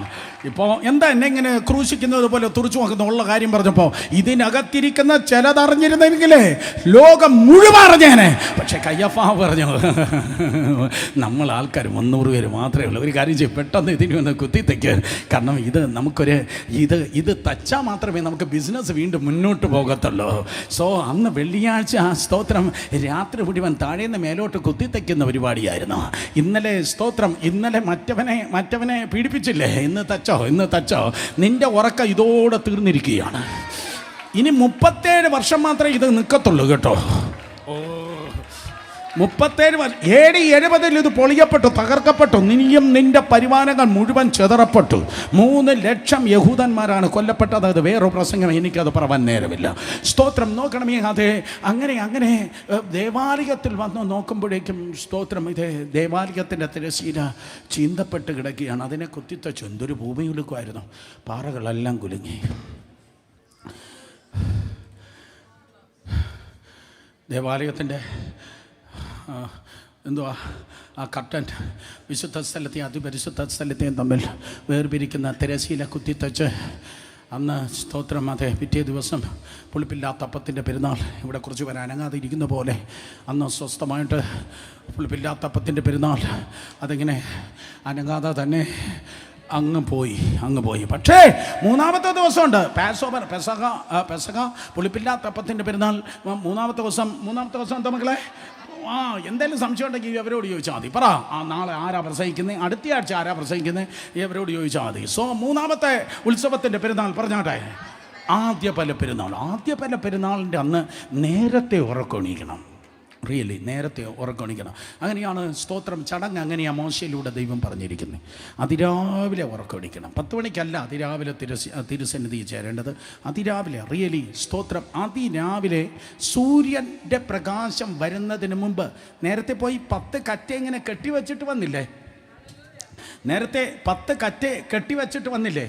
ഓ കമാൺ, നിങ്ങൾ മിണ്ടുന്നില്ല. നേരത്തെ 10 കറ്റ കെട്ടിവച്ചിട്ട് വന്നില്ലേ? ആ കറ്റയെ മുറിച്ചെടുക്കേണ്ടത് സൂര്യപ്രകാശം വരുന്നതിന് മുൻപേ മുറിച്ച് അതിനെ സ്തോത്രം ദേവാലയത്തിൽ ദൈവത്തിന് നിവേദിക്കാൻ വേണ്ടി എത്തിക്കണം. അതിൻ്റെ പേരാണ് ആദ്യ പല പെരുന്നാൾ. ശുശ്രൂഷ എന്ന് പറയുന്നത് 10 മണി വരെ കിടന്നുറങ്ങുന്നതല്ല. അതിന് വില കൊടുക്കണം. കേട്ടോ രാമേൻ പറ. എന്തോരു രസം കഥ കേൾക്കാൻ, എന്തോരു രസം. നോക്ക്, ഉറങ്ങുന്ന അണ്ണന്മാരെല്ലാം കണ്ണ് തുറന്നിരിക്കുക. പറ ഹല്ലേലൂയ ഒക്കെ പറഞ്ഞു തരാം. സ്തോത്രം. പെട്ടെന്ന് നിർത്തി കർത്താവേ, പകുതിയായി. ഓക്കെ, സ്തോത്രം. അന്ന് 3-ാമത്തെ ദിവസം പാസ്സവർ ദിനത്തിന് തലേന്ന് രാത്രി ഉറങ്ങിയില്ല. പിറ്റെന്നും സ്തോത്രം ദേവാലയത്തിൻ്റെ തിരശ്ശീല കുത്തിത്തയ്ക്കുന്ന തിരക്കിലായിരുന്നു. അന്ന് പകലൊക്കെ കിടന്ന കയ്യഫാവും കൂട്ടരും പരിവാരങ്ങളും ഭയങ്കരമായിട്ട് ആ സ്തോത്രം ദിവസം ഉറങ്ങിയില്ലോ എനിക്കറിയത്തില്ല. പക്ഷേ 3-ാമത്തെ ദിവസം അതിരാവിലെ ഉറക്കമണിക്കണം. അതിരാവിലെ എനിക്ക് തോന്നുന്നു ഒരു 3 മണിക്ക് മുമ്പെങ്കിലും പുള്ളി ഉറക്കമണിക്കണം. രാവിലെ 3 മണിക്ക് മുമ്പ്. രാവിലെ 3 മണിക്ക് ഉറക്കമണിക്കണമെന്ന് വിചാരിച്ചു ഞാൻ അവിടെ ഉണ്ടായിരുന്നെങ്കിൽ ഞാനും രാവിലെ 3 മണിക്കൂർ ഉറക്കമണിക്കണം. 3 മണിക്ക് ഉറക്കമണിയിട്ടപ്പം 3 സ്ഥലത്ത് ഞാൻ വെളിച്ചം കണ്ടു. 3 സ്ഥലത്ത് വെളിച്ചം കണ്ടു. ഒന്ന് പീലാത്തോസിൻ്റെ ബെഡ്റൂമിൽ വെളിച്ചം കണ്ടു. 2 കയ്യഫാവിൻ്റെ വീട്ടിൽ വെളിച്ചം കണ്ടു. 3-ാമത് ചില സഹോദരിമാർ പാർക്കുന്നതായ ആ മറിയയുടെ വീട്ടിൽ വെളിച്ചം കണ്ടു. മർക്കോസിൻ്റെ മാളിക മുറി, ആ വീട്ടിൽ കുറച്ച് പേര് താമസിക്കുന്നുണ്ട്. അവിടെ ഭയങ്കര കരച്ചിലാണ്, അവിടെ ഭയങ്കര നിലവിളിയാണ്. ആ വീട്ടിലും വെളിച്ചം കണ്ടു. എന്തിനാ പീലാത്തോസിൻ്റെ വീട്ടിൽ സ്തോത്രം വെളിച്ചം കണ്ട്? പീലാത്തോസിൻ്റെ വീട്ടിൽ എന്തിനാ വെളിച്ചം കണ്ട് എന്ന് വിചാരിച്ച് അവിടെ ചെല്ലുമ്പോൾ വെള്ളം വീഴുന്ന ശബ്ദം കേൾക്കുക. വെള്ളം വീഴുന്ന ശബ്ദം. കാരണം യവൻ കൈ കഴുകിയിരിക്കുക. യവൻ കൈ കഴുകിയിരിക്കുക. യവൻ പകൽ നോക്കുമ്പോൾ, രാത്രി നോക്കുമ്പോൾ യവൻ്റെ കയ്യിൽ മുഴുവൻ രക്തമാണ് കാണുന്നത്. യെസ്, നിങ്ങൾക്ക് മനസ്സിലായില്ല.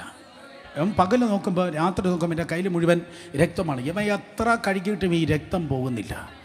ബൈബിളിലില്ല, ചരിത്രം അങ്ങനെയാണ് പറയുന്നത്. വർഷങ്ങൾ യവൻ കഴുകി അവസാനം ആത്മഹത്യ ചെയ്തെന്ന്. ഞാൻ ഒരു ദൂത് പറയാം, വല്ലവൻ്റെ രക്തം നിൻ്റെ മേൽ കയറല്ല.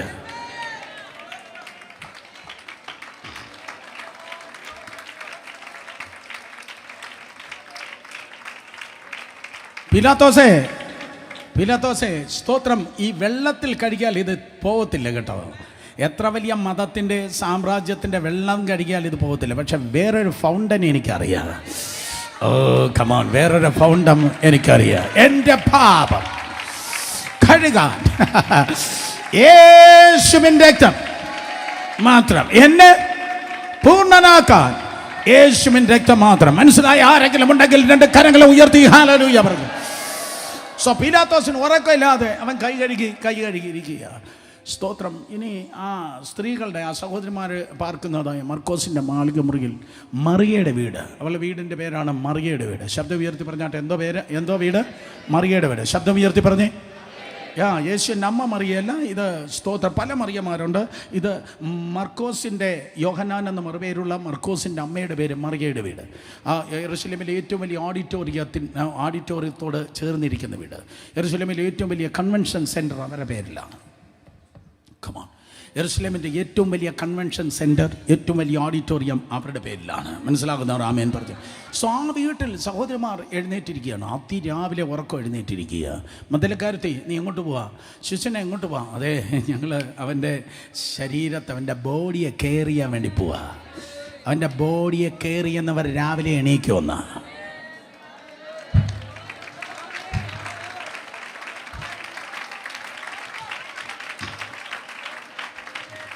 അവൻ്റെ ബോഡിയെ കെയർ ചെയ്യുന്നവർ രാവിലെ എഴുന്നേൽക്കുമെന്ന ദൂത് കേട്ടു എങ്കിൽ നീ അവൻ്റെ കാര്യം നോക്കുമ്പോൾ അവൻ നിന്റെ കാര്യം നോക്കും.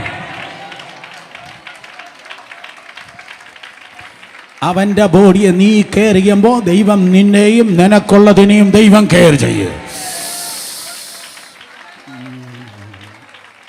അതിരാവിലെ സുഗന്ധവർഗവുമായി അവർ പുറപ്പെടുകയാണ്. അപ്പോൾ മൂന്നാമത് കയ്യഫാവിൻ്റെ വീട്ടിലേക്ക് പോവാം. 2 ദിവസത്തെ ഉറക്കം നന്നായിട്ട് പുള്ളിയെ ബാധിച്ചിട്ടുണ്ട്. സ്തോത്രം. അത് കയ്യഫാവ് പറയും, ഇമ്പോർട്ടൻ്റ് മിനിസ്ട്രിയാണ്. മെനിഞ്ഞാന്ന് കെട്ടിവെച്ച കറ്റകളെ എനിക്ക് വെട്ടിയെടുക്കേണ്ടതായിട്ടുണ്ട്. കാരണം സ്തോത്രം, ആദ്യ പല പെരുന്നാളിൻ്റെ സ്തോത്രം, അതേ 4 യാമത്തിലാണ് ഞാൻ നിൽക്കുന്നത്. അതുകൊണ്ട് സൂര്യൻ ഉദിക്കുന്നതിന് മുമ്പ്, വെളിച്ചം വരുന്നതിന് മുമ്പ് ഈ 10 കറ്റയെ എവിടെ കയറ്റണം? ദേവാലയത്തിൽ കയറ്റണം. അതുകൊണ്ട് അവനും നേരത്തെ ഉണ്ടായിരുന്ന പരിവാരങ്ങൾ, അദ്ദേഹത്തിൻ്റെ കൂട്ടർ അവരെല്ലാവരും കൂടെ സ്തോത്രം ദേവാലയത്തിൻ്റെ അരികിലേക്ക് ഇങ്ങനെ അസംബിൾ ചെയ്യുമ്പോൾ 2 തീവട്ടികൾ അല്ലെങ്കിൽ 2 സ്ഥലത്ത് വെളിച്ചം യെരുശലേമിൽ ചലിക്കുന്നുണ്ട്. സ്തോത്രം. അതെ, ആദ്യം ചലിച്ചത് കയ്യഫാവിൻ്റെ നേതൃത്വത്തിൽ സ്തോത്രം ദേവാലയത്തിന് മുന്നിൽ നിന്ന് നേരത്തെ നമ്മൾ കണ്ട ആ സ്റ്റെപ്പ് ഇറങ്ങി കിദ്രോൻ താഴ്വരയിലേക്ക്, ദാവീദ് പട്ടണത്തിൻ്റെ അതുവഴി അവർ താഴേക്കിറങ്ങി കിദ്രോൻ താഴ്വരയിലേക്ക് ഇറങ്ങുകയാണ്. എൻ്റെ കൂടെ നിങ്ങളുണ്ടോ? ഉണ്ടെങ്കിൽ ആ കരങ്ങളൊന്ന് ചലിപ്പിച്ചാട്ടെ. ഹല്ലേലൂയ. അടുത്തിരിക്കുന്നവർത്തൊട്ട് പറ, ചേർന്ന് കിടക്ക്. പെട്ടെന്ന് പറഞ്ഞേ, ചേർന്ന് കിടക്ക്. കണ്ണടച്ച് ഇരുട്ടാക്കാതെ ചേർന്ന് കിടക്ക്. കമാൺ. ആർക്കാ മനസ്സിലാകാതെ? കണ്ണടച്ച് ഇരുട്ടാക്കാതെ ചേർന്ന് കിടന്നാട്ടെ. സ്തോത്രം. കയ്യഫാവ് മുന്നിൽ പോകുന്നുണ്ട്, പിന്നിൽ അവരെ കൂടെ നമ്മൾ ഉണ്ടെന്ന് വെച്ചോ.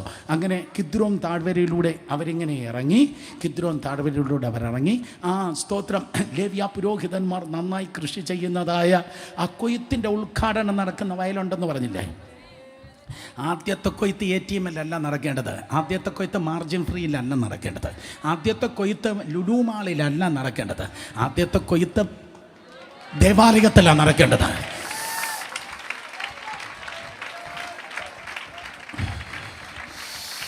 രണ്ടുപേരെ തൊട്ട് പെട്ടെന്ന് പറ. മറന്നു അല്ലേ? ആദ്യത്തെ കൊയ്ത്ത് ദേവാലയത്തിൻ്റെ നടക്കേണ്ടത്. ചിലരെല്ലാം നാണിച്ച് ഇങ്ങനെ തല താഴ്ത്തിയിരിക്കുന്ന പോലെ എനിക്ക് തോന്നുന്നു. സ്തോത്രം. ഞാൻ നിങ്ങളെ പിന്നെ കണ്ടോളാം. ഓക്കെ. അപ്പോൾ നോക്ക്. സ്തോത്രം. അങ്ങനെ ആദ്യത്തെ കൊയ്ത്ത് ദേവാലയത്തിൽ നടക്കുന്ന വയലേലയിലേക്ക് മഹാപുരോഹിതനാകുന്ന കയ്യഫാവും തൻ്റെ പരിവാരങ്ങളും അവരിതാ സ്തോത്രം അവിടേക്ക് പ്രവേശിച്ച് നിശ്ചയമായി പ്രാർത്ഥിച്ചു കാണും, അവർ പാടിക്കാണും. There is no doubt. അവിടെ നിന്ന് സ്തോത്രം തൻ്റെ കയ്യിലൊരു വാക്കത്തിയുണ്ട്. കഴിഞ്ഞ ദിവസം ഇല്ലായിരുന്നു, ഇപ്പോൾ ഒരു വാക്കത്തിയുണ്ട്. ആ വാക്കത്തി കൊണ്ട് ആദ്യ ഫലമായി ആ 10 കറ്റയുടെ ചുവടിൽ വെട്ടുമ്പോൾ ആ കല്ലറയിലിരുന്ന ആ ശരീരത്തിലേക്ക് ജീവൻ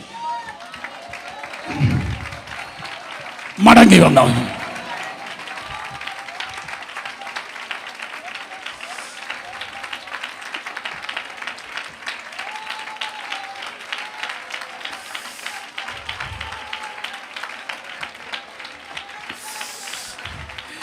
കാരണം ഇത് പൈഥാഗോറസിനേക്കാൾ വലിയ കണക്ക് പുസ്തകമാണ്. നിങ്ങൾ കേട്ടില്ല? ഇത് പൈഥാഗോറസിനേക്കാൾ വലിയ കണക്ക് പുസ്തകമാണ്. ഇത് തോന്നിയ നേരത്തല്ല എന്തെങ്കിലും നടക്കേണ്ടത്. അതിന് എൻ്റെ തമ്പുരാൻ വച്ചിട്ടുള്ളൊരു ടൈമിംഗ് ഉണ്ട്.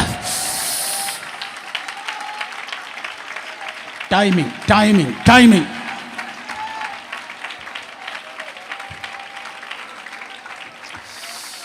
2000 വർഷങ്ങൾക്ക് മുമ്പ് നിസാൻ മാസം 14-ാം തീയതി മരിച്ചു. 15-ാം തീയതി കഴിഞ്ഞ് 16-ാം തീയതി രാവിലെ ആൾമോസ്റ്റ് ഒരു 4:30 മണി ഏകദേശമാകുമ്പോഴേക്കും ആ കറ്റ ഇങ്ങനെ വെട്ടുന്ന സമയത്ത് ഏകദേശം ആ സമയം ഏകദേശമായി ആ കറ്റ ഇങ്ങനെ മുറിക്കുമ്പോഴേക്കും ആ കല്ലറയിൽ നിന്ന് ആ ബോഡി എഴുന്നേൽക്കുക. നിങ്ങൾ ചോദിക്കും, ബ്രദർ സുരേഷ് ബാബു, അവൻ എഴുന്നേറ്റെങ്കിൽ അവന് തുറന്നു വിടാനായിട്ട്, പുറത്തേക്ക് ഇറക്കാനായിട്ട് കുറച്ച് ശിഷ്യന്മാരൊക്കെ പോണ്ടേ, അല്ലെങ്കിൽ ദൂതന്മാർ ഇറങ്ങണ്ടേ? എന്നാൽ ഞാനൊരു കാര്യം പറയട്ടെ, ഏകനായി മഹാത്ഭുതങ്ങൾ പ്രവർത്തിക്കുന്നവന് വെളിയിലിറങ്ങാൻ ആരുടെയും സഹായം വേണ്ട.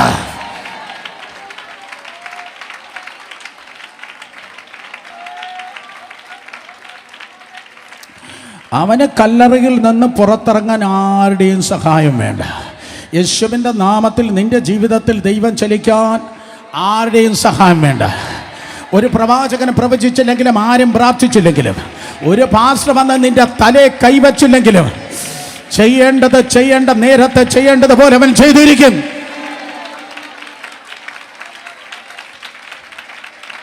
കമോൺ. ഇന്നത്തോടെ പരാതികൾ മുഴുവൻ ഞങ്ങൾ താഴ്ത്തി വയ്ക്കുകയാണ്. ഇന്ന് മുതൽ പരാതി പെട്ടി എന്ന് പറയുന്ന പെട്ടി ഞങ്ങളുടെ ആത്മീയ ജീവിതത്തിൻ്റെ നിവാസ കേന്ദ്രത്തിൽ നിന്ന് എടുത്ത് പുറത്ത് കളയുകയാണ്. ഞങ്ങൾക്ക് പരാതി പെട്ടിയില്ല. കാരണം ആര് പ്രാർത്ഥിച്ചില്ലെങ്കിലും, ആര് കൈവച്ചില്ലെങ്കിലും, ആര് ഹൗസ് വിസിറ്റ് ചെയ്തില്ലെങ്കിലും, എൻ്റെ ദൈവം, he's A God of timing. അവൻ ചെയ്യേണ്ട നേരത്ത് ചെയ്യേണ്ടതുപോലെ അവൻ ചെയ്തിരിക്കും. വിശ്വസിക്കുന്നവർ കരങ്ങളടിച്ചേ.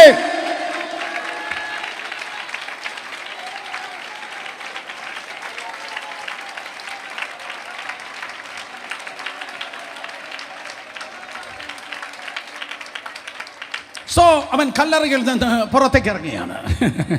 കല്ലറ അടഞ്ഞിരിക്കുമ്പോൾ തന്നെ, എൻ്റെ ബൈബിൾ അങ്ങനെയാണ് പറയുന്നത്, മത്തായി സുവിശേഷം 28-ാം അധ്യായം 1 മുതൽ 8 വരെ വീട്ടിൽ പോയി വായിച്ചു നമുക്ക്. സ്തോത്രം. അതേ ദൂതൻ ഇറങ്ങിയപ്പോൾ ആ കാവൽക്കാർ പോലെയായി വന്നു എന്ന പാരമ്പര്യത്തിൽ പണ്ട് പാടിയത് പകുതി ഓർമ്മയുണ്ട്, പകുതി മറന്നുപോയി. ആ ദൂതനെ കണ്ടിട്ടാണ് കാവൽക്കാർ, സ്തോത്രം, അതേ ഭ്രമിച്ചത്. ദൂതനെ കണ്ടിട്ടാണ് കാവൽക്കാർ വിറച്ചത്. അതൊരു സ്പെഷ്യൽ ദൂതനായിരുന്നു കേട്ടോ. അതൊരു സ്പെഷ്യൽ ദൂതനായിരുന്നു. കാരണം ഇതൊരു സ്പെഷ്യൽ ഈവൻ്റാണ്.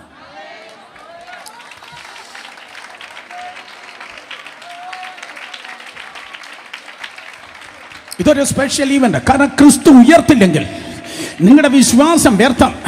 ഇന്ന് പകൽ എൻ്റെ പ്രസംഗം വ്യർത്ഥം. മാനവ ചരിത്രത്തിൽ ഏറ്റവും പ്രധാനപ്പെട്ടതായ കാര്യമാണ് യേശുവിൻ്റെ കന്യകാ ജനനവും യേശുവിൻ്റെ ഉയർപ്പും. അതുപോലെ ജനിച്ചാരുമില്ല, അതുപോലെ ഉയർത്തതുമാരുമില്ല. അതുവരെ ജനിച്ചാരുമില്ല, അതുവരെ ഉയർത്താരുമില്ല. വായ് ദൂതിതാണ്, നിന്നെപ്പോലെ ജീവിക്കുന്ന ആരും ആകാതിരിക്കാം. നിന്റെ ലൈഫ് ഔട്ട്സ്റ്റാൻഡിംഗ് ആകാൻ.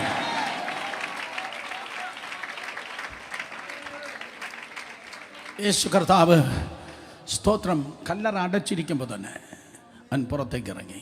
റിയലി യെസ്, അങ്ങനെയാണ്. അവൻ്റെ ബോഡി സിസ്റ്റം അങ്ങനെയാണ്. അവൻ്റെ ബോഡി സിസ്റ്റം ഇത് അങ്ങനെയാണ്.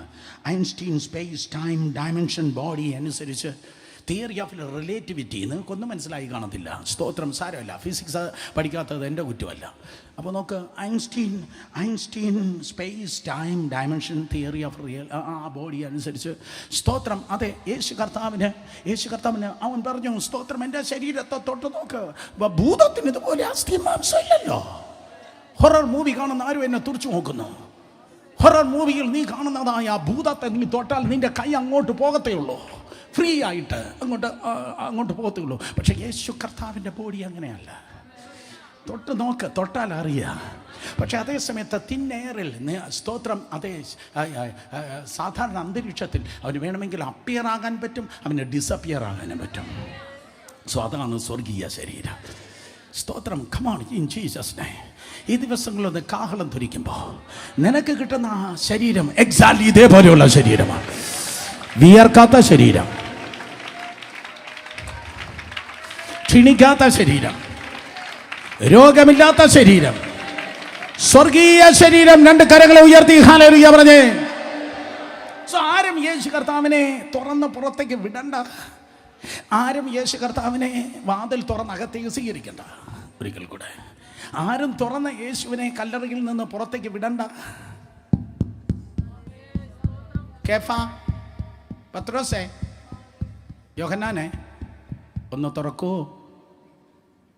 എന്ന് സ്തോത്രം തട്ടി നിന്നില്ല. ആരും തുറന്ന് വിട്ടിട്ടല്ല കല്ലറയിൽ നിന്ന് പുറത്തേക്ക് ഇറങ്ങിയത്. എല്ലാവരും പേടിച്ച് അടച്ചു കൂടിയിരിക്കുമ്പോൾ ചുവരിൽ നിന്ന് നിങ്ങൾക്ക് സമാധാനം.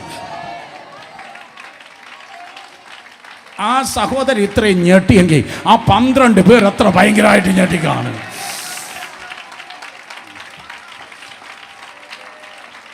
Come on, in the name of Jesus. ആരെ യേശു അപ്പച്ചനെ തുറന്ന് വിടണ്ട, ആരും തുറന്ന് അകത്ത് കയറ്റണ്ട. In Jesus name. നിനക്ക് കടക്കാൻ കഴിയാത്തടുത്ത് ഈ ഏപ്രിലിൻ്റെ അവസാന ദിവസങ്ങളിൽ അവൻ കടന്നു ചെല്ലുന്നു. ഒരു മനുഷ്യനും പ്രവർത്തിപ്പാൻ കഴിയാത്തയിടത്ത് അവൻ്റെ കരം നിനക്കായി ചലിക്കുന്നു.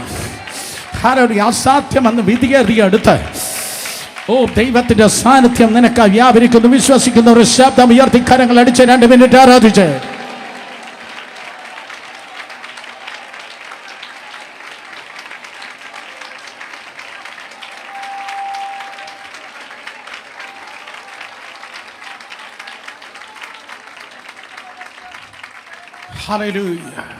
ആ കറ്റ മുറിച്ചപ്പോഴേക്കും കയ്യപ്പാവിലേക്ക് പോകാം. കയ്യപ്പാവിലേക്കും പരിവാര ആ കറ്റ മുറിച്ചപ്പോഴേക്കും അത് അവൻ ജീവൻ പ്രാപിച്ചു. അപ്പോഴേക്കും സ്തോത്രം വീണ്ടും ഒരിക്കൽ കൂടെ അല്പം കഴിഞ്ഞപ്പോൾ അവർ ആ കറ്റ മുറിച്ച് 10 കറ്റയും കൊണ്ട് ആ കിദ്രോൻ താഴ്വര വഴി ഇങ്ങോട്ട് തിരിഞ്ഞു വന്നപ്പോഴേക്കും വീണ്ടും ഒരിക്കൽ കൂടെ ഭൂമി കുലുങ്ങി. കറ്റ മുറിച്ചപ്പോഴല്ല ഭൂമി കുലുങ്ങിയത്.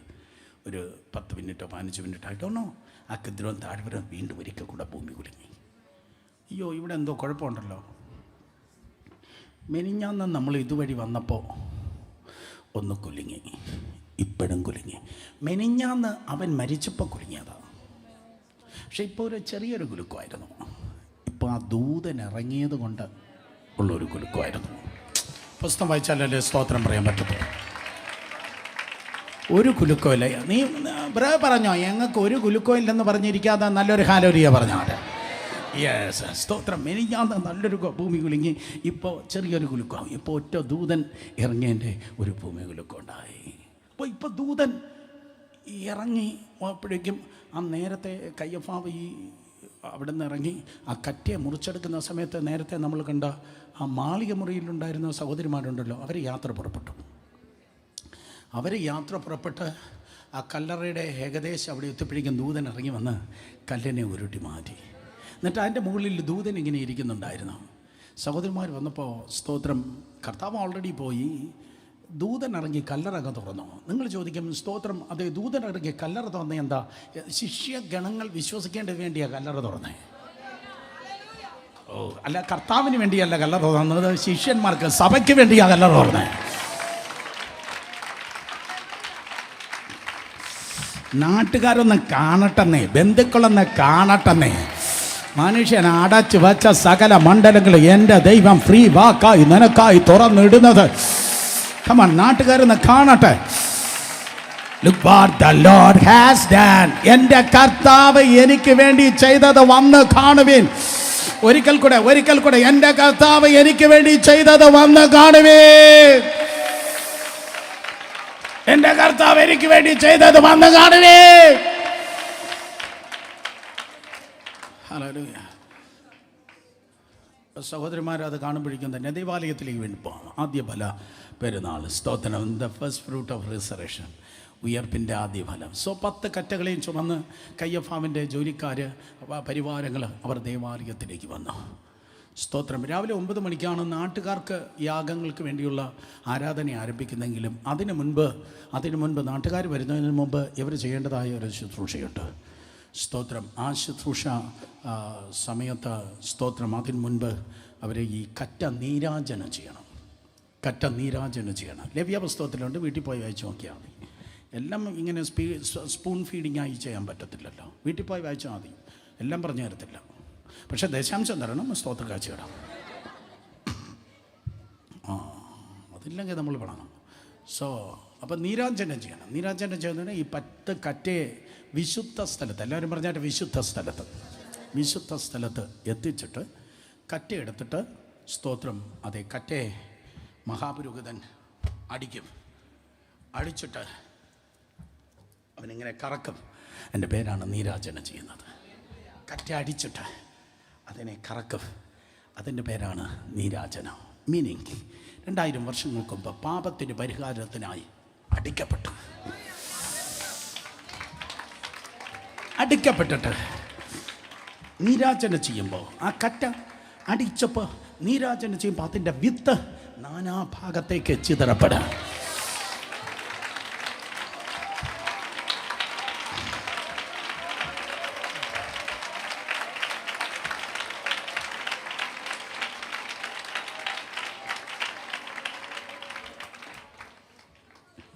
അന്ന് അടിക്കപ്പെട്ടതാ. പക്ഷെ അന്ന് അടിക്കപ്പെട്ടപ്പോൾ നീ എന്നെ അടിച്ചോ, പക്ഷെ എനിക്കൊരു വിത്തുണ്ട്. ആ വിത്ത് എല്ലാ ദ്വീപിലും, എല്ലാ രാജ്യത്തും, എല്ലാ കൾച്ചറിലും, എല്ലാ കളറിലും ഈ വിത്ത് ചെതറും. ഈ വിത്തെ, വചനമെന്ന വിത്തെ, ഈ വിത്ത് ചെതറും. ചെതറിയിട്ട് ഈ വിത്ത് ചെന്ന് കിടക്കുന്നിടത്തുനിന്ന് വിത്തെല്ലാം വളരും. വിത്ത് വളരും. 200 വർഷം മുമ്പായിരിക്കാം മിഷണന്മാർ വന്നത്. അതിന് മുമ്പായിരിക്കാം ക്നാനായി തൊമ്മൻ വന്നത്. അതിന് മുമ്പായിരിക്കാം തോമസ് അപ്പോസ്തലൻ വന്നത്. പക്ഷെ വന്ന ആരായാലും ഈ വിത്ത് ചുമന്നാ വന്നത്. ഈ വിത്ത് വന്നപ്പോൾ, ഈ വിത്തും ചുമന്ന് വന്നപ്പോൾ മൃഗങ്ങൾക്ക് തുല്യമായി മനുഷ്യർ ഈ പ്രദേശങ്ങളെല്ലാം ജീവിക്കുകയായിരുന്നു. സ്തോത്രം. പക്ഷേ ഈ വിത്തങ്ങ് വിതച്ചപ്പോഴേക്കും, ഹല്ലേലൂയ, സ്തോത്രം, അതെ, മൃഗങ്ങൾക്ക് തത്തുല്യമായി ജീവിച്ചതായ ജനം യേശുപ്പച്ചനെ കണ്ടുമുട്ടുവാൻ കർത്താവ് കൃപ ചെയ്തു. അന്ന് അടിക്കപ്പെട്ടതാണ്. പക്ഷെ നീരാജനം ചെയ്തപ്പോഴേക്കും, സ്തോത്രം, അതെ, ആ കറ്റ നീരാജനം ചെയ്തപ്പോൾ, ദാറ്റ് മീൻസ് യെസ്, നീരാജനം ചെയ്ത നിമിത്തം ആ വിത്ത് വീണിട്ട് ആ വിത്ത് മുളച്ചു. ഇന്ന് പകൽ ഞാൻ നിർത്തി. ലാസ്റ്റ് സെൻറ്റൻസ്, ഒറ്റ സെൻറ്റൻസ്. സ്തോത്രം. അതിനെ വിതച്ചത് ആരുമാണ്? അതിന് വെള്ളമൊഴിച്ചത് ആരുമാണ്? നിന്നിൽ ഇത് വിതച്ചത് ആരുമാണ്? നിന്റെ വെള്ളമൊഴിച്ചത് ആരുമാണ്? നിന്നെ വളരുമാറാക്കുന്നവൻ ദൈവമാണ്.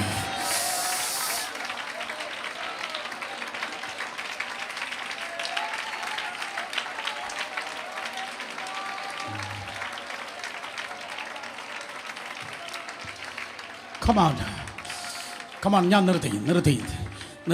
In the name of Jesus. Hallelujah. ഏതൊക്കെയോ ശുശ്രൂഷകൾ, ഏതൊക്കെയോ ദൈവദാസന്മാർ നിന്നിൽ കർത്താവ് നൽകിയിട്ട്, ഏതൊക്കെ മിഷൻ, ഏതൊക്കെ മിനിസ്ട്രി ദൈവം നിനക്ക് നൽകിയിട്ട്, കേക്ക്, നിൻ്റെ ജീവിതം ഒരു കൊയ്ത്തിൻ്റെ ജീവിതം ആകേണ്ടതിന് വേണ്ടി. കർത്താവ്, ഇത് ക്രൈസ്റ്റ് സെൻ്റർ അല്ല, വേറെ എവിടെയോ ഞാൻ പ്രസംഗിക്കുന്നത്. Really I don't know this platform. ഈ പ്ലാറ്റ്ഫോം എനിക്കറിയത്തില്ല. ഇത്രയും പോരാട്ടമുണ്ടോ ഈ ദൂതിനെതിരെ? ഹല്ലേലൂയ, സ്തോത്രം, ഹല്ലേലൂയ. അപ്പോൾ നമുക്ക് സ്തോത്രം. ഞാൻ ആരെയും ഒന്നും പറയത്തില്ല കേട്ടോ, നിങ്ങൾ സന്തോഷമായിരുന്നാൽ മതി. കാരണം എനിക്ക് പറയാനുള്ളത് ഞാൻ ആൾറെഡി ഇന്നലെ രാത്രി മുഴുവൻ പറയേണ്ടവനോട് പറഞ്ഞിട്ടാണ് ഞാൻ വന്നത്. അതുകൊണ്ട് ഐ വോണ്ട് കെയർ. നമുക്ക് സിസ്റ്റവും മൈക്കോ ഒന്നും ഇല്ലെങ്കിലും നമ്മുടെ അനൗണ്ടിങ് ജോലിക്കും കേക്ക്. സോ 2000 വർഷങ്ങൾക്ക് മുമ്പ്, ഹല്ലേലൂയ, അന്ന് കർത്താവ് അവിടെ വെച്ച് അടിക്കപ്പെട്ടു, അവൻ തകർക്കപ്പെട്ടു, അവൻ ഉടയ്ക്കപ്പെട്ടു. നീരാജനം ചെയ്തതുകൊണ്ട് ആ വിത്ത് വീഴ്ത്തപ്പെട്ട് ദൈവകൃപയാൽ നമ്മൾ വളർന്നു. ഏതൊക്കെയോ ദൈവദാസന്മാർ, ഏതൊക്കെയോ ദൈവമക്കൾ നിങ്ങളിലേക്ക് കണക്ട് ചെയ്ത് കർത്താവ് നിന്നെ വളർത്തിയെങ്കിൽ, സ്തോത്രം, ഉയർപ്പിൻ്റെ ആദ്യ ഫലമായി യേശു കർത്താവ് ഉയർത്തെഴുന്നേറ്റതിൻ്റെ വിലയാണ് നീ. ഫൈനൽ സെൻറ്റൻസ് ഞാൻ നിർത്തി. നിൻ്റെ ലൈഫ്, നിൻ്റെ ജീവിതം, നിൻ്റെ ശുശ്രൂഷ തരിച്ചു ഭൂമിയല്ല കുട്ടി, തരിച്ചു ഭൂമിയല്ല. കാരണം ഈ മണ്ണിൻ്റെ ശാപത്തെ ആ രക്തം ക്യാൻസൽ ചെയ്തിരിക്കുക കേട്ടോ.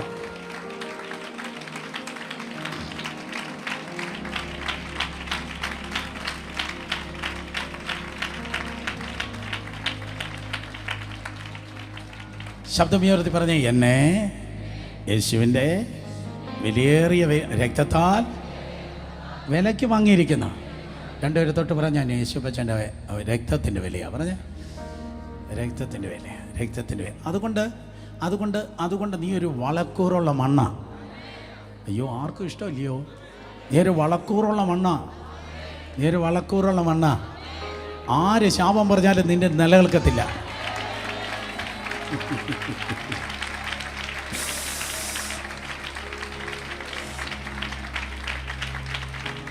ആര് മന്ത്രം പറഞ്ഞാലും തന്ത്രം പറഞ്ഞാലും നിന്റെ നിലനിൽക്കത്തില്ല.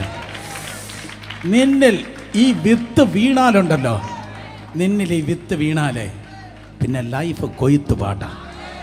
യെസ്, ഒരുങ്ങിയ ലൈഫ് ഒരു കൊയ്ത്ത് പാട്ടാ, ലൈഫ് ഒരു കൊയ്ത്ത് പാട്ടാ.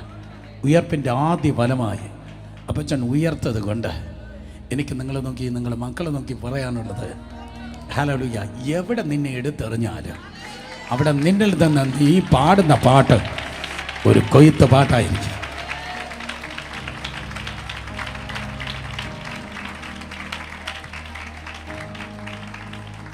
ഹല്ലേലൂയ, സ്തോത്രം. നിന്നിൽ നിന്ന് ഉയരുന്നത് കൊയ്ത്തിൻ്റെ പാട്ടാണ്. സ്തോത്രം. അതുകൊണ്ട് എൻ്റെ അപ്പൻ ശരിയല്ല, എൻ്റെ അമ്മ ശരിയല്ല, എൻ്റെ വീട് ശരിയല്ല, ഞാൻ മലയാളം മീഡിയത്തിലായിപ്പോയി, ഞാൻ ഓണം പോലും വരാത്ത മറ്റേ 6 കാണിയിലാണ് ജനിച്ചത്, 10 കാണിയിലാണ് ജനിച്ചത്, ഇവിടെ അപ്പുറത്തുള്ള ഒരു സ്ഥലത്തിൻ്റെ പേരാ എന്നൊന്നും പറഞ്ഞിട്ട് ഒരു കാര്യമില്ല മക്കളെ, ഒരു കാര്യമില്ല. നിൻ്റെ അനുഗ്രഹത്തെ തടയാൻ, നിൻ്റെ നന്മയെ തൊടാൻ ആർക്കും കഴിയത്തില്ല.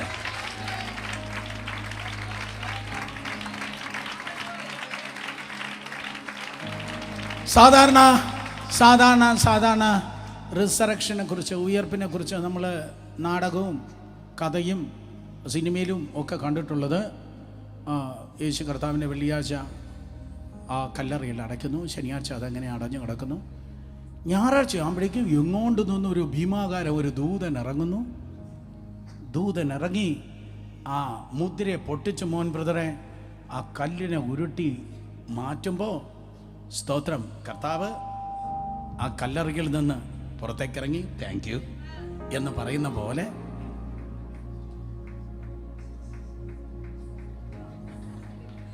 താങ്ക് യു എന്ന് പറയുന്ന പോലെ കർത്താവ് ഇങ്ങനെ എന്നല്ല പുസ്തകം പറയുന്നേ. ഒരു ദൂതനില്ലെങ്കിലും അപ്പം പുറത്തിറങ്ങുകയും ചെയ്യും, അകത്ത് കയറുകയും ചെയ്യും.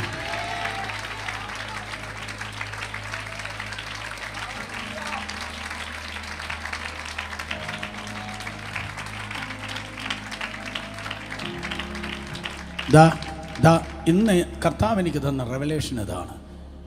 എൻ്റെ മക്കളെ എനിക്ക് മെച്യൂർഡ് ക്രിസ്ത്യൻസ് ആക്കണം. ഒരു പാസ്റ്ററിലല്ല ഡിപ്പെൻഡ് ചെയ്യേണ്ടത്, ഒരു പ്രവാചകനല്ല ഡിപ്പെൻഡ് ചെയ്യേണ്ടത്, ഒരു പ്രാസംഗനല്ല ഡിപ്പെൻഡ് ചെയ്യേണ്ടത്, ഒരു ദൂതനല്ല ഡിപ്പെൻഡ് ചെയ്യേണ്ടത്, ക്രൈസ്റ്റിലാണ് ഡിപ്പെൻഡ് ചെയ്യേണ്ടത്.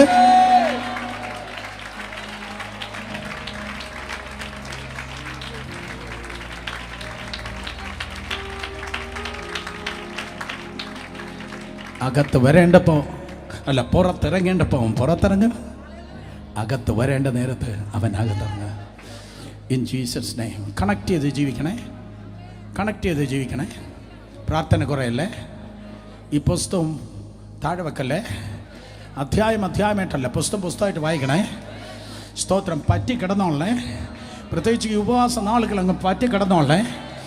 മാക്സിമം അവനോട് ചേർന്നങ്ങ് ജീവിക്കണേ. കേൾക്കുന്ന റാമേൻ പറ.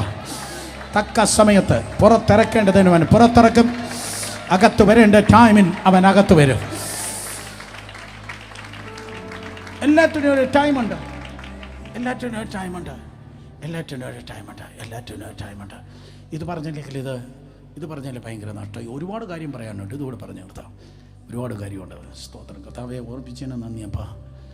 സ്തോത്രം. ആ കറ്റ നീരാജനം കയ്യപ്പാവും കൂട്ടരും അല്ലെങ്കിൽ മഹാപുരോഹിതനും കൂട്ടനും ചെയ്തപ്പോൾ ആ കറ്റ നീരാജനം ചെയ്യുന്ന ആ സമയത്ത് ആ മണി ഇങ്ങനെ ചെതറി വീണില്ലേ, അപ്പം കറ്റയുണ്ട്, മണിയുണ്ട്. അപ്പം കറ്റ അവിടുന്ന് 10 കറ്റകൾ വെട്ടിയെടുത്തത് തുടങ്ങി നീരാജനം ചെയ്യുന്നത് വരെയുള്ള സമയം, കറ്റ മുറിച്ചെടുത്തത് തുടങ്ങി നീരാജനം ചെയ്യുന്നത് വരെയുള്ള സമയം എത്ര സമയമാണ്? ഏകദേശം യഹൂദ തൽമൂദ് അനുസരിച്ച് 1.5 മണിക്കൂറാണ്. ആ വയലിൽ നിന്ന് കറ്റ മുറിച്ചെടുത്തത് തുടങ്ങി നീരാജനം ചെയ്യുന്ന വരെയുള്ള 1.5 മണിക്കൂറുണ്ട്. അപ്പോൾ അടുത്ത സമയത്ത് സ്തോത്രം മരിച്ച കുറച്ച് കല്ലറകളുണ്ടായിരുന്നു. അടുത്ത സമയത്ത് മരിച്ച കുറച്ച് വിശുദ്ധന്മാരുടെ കല്ലറകളുണ്ടായിരുന്നു. ഈ 10 കറ്റയെ മാർക്ക് ചെയ്ത് കെട്ടിയതുപോലെ കമോൺ ചില കല്ലറകളെ ഓൾറെഡി അങ്ങ് മാർക്ക് ചെയ്തിട്ടിരുന്ന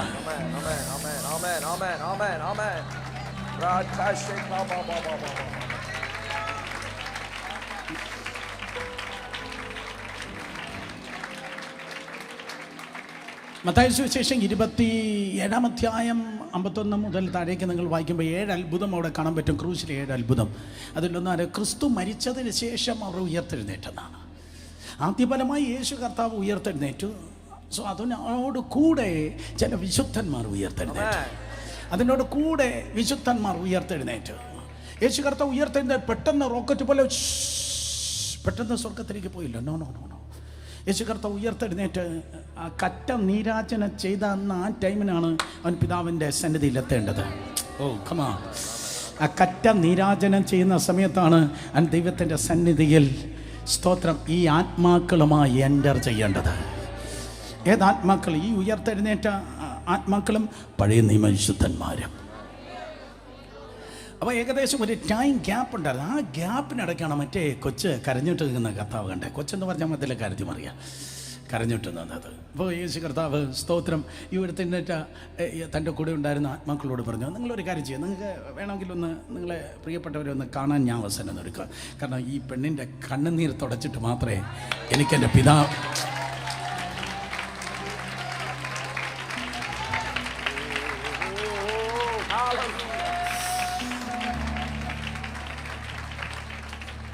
ഈ കരയുന്ന ഈ പുള്ളിക്കാരത്തിൻ്റെ കണ്ണുനീരിനൊരു ഉത്തരം കൊടുത്തിട്ട് മാത്രമേ എനിക്ക് ഈ ശുശ്രൂഷ മുന്നോട്ട് കൊണ്ടുപോകാൻ പറ്റത്തുള്ളൂ.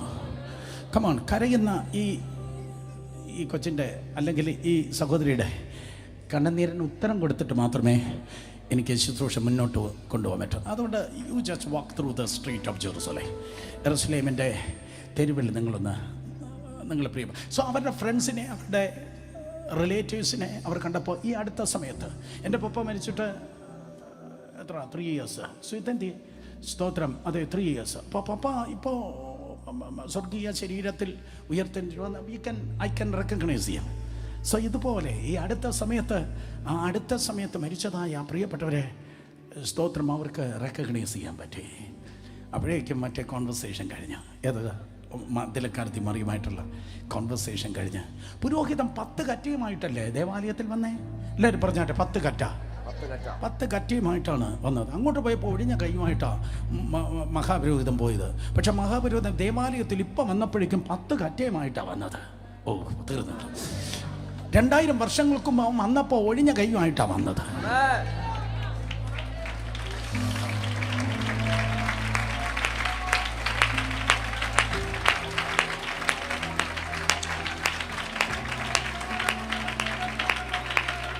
രണ്ടായിരം വർഷങ്ങൾക്കും ആ മറിയയുടെ ഗർഭപാത്രത്തിൽ ശിശുവായി വന്നപ്പോൾ സ്തോത്രം ഒഴിഞ്ഞ കൈയായിട്ടാണ് വന്നേ. പക്ഷെ ഇപ്പോൾ ഉണ്ടല്ലോ, കയറി ചെന്നപ്പോൾ എൻ്റെ കർത്താവേ, ഹാനോക്കും എലിയ ഒഴികെ ഒരു ഭയങ്കര റാലി ആയിട്ടാണ് ഇടിച്ചു കയറിയത്.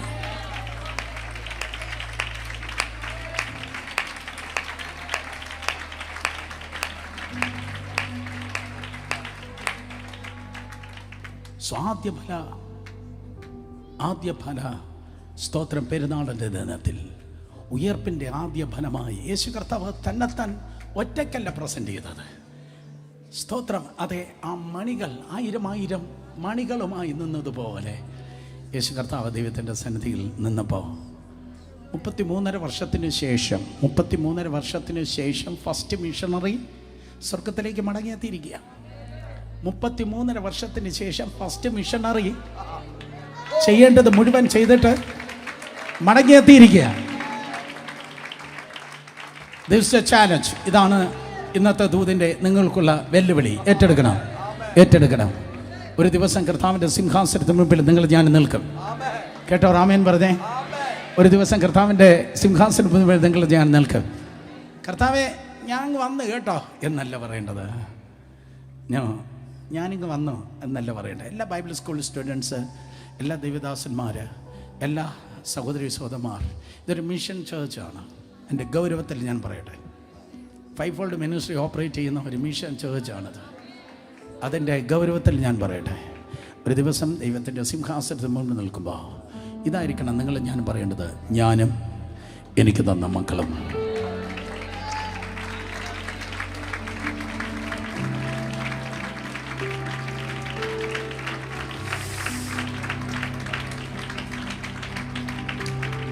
ഞാനും എനിക്ക് തന്ന മക്കളും എന്ന് പറയുന്ന ആ ശബ്ദത്തിന് മുൻപിലാണ് അവൻ തിരിച്ചു പറയുന്നത്: നല്ലവനും വിശ്വസ്തമായ ദാസനെ.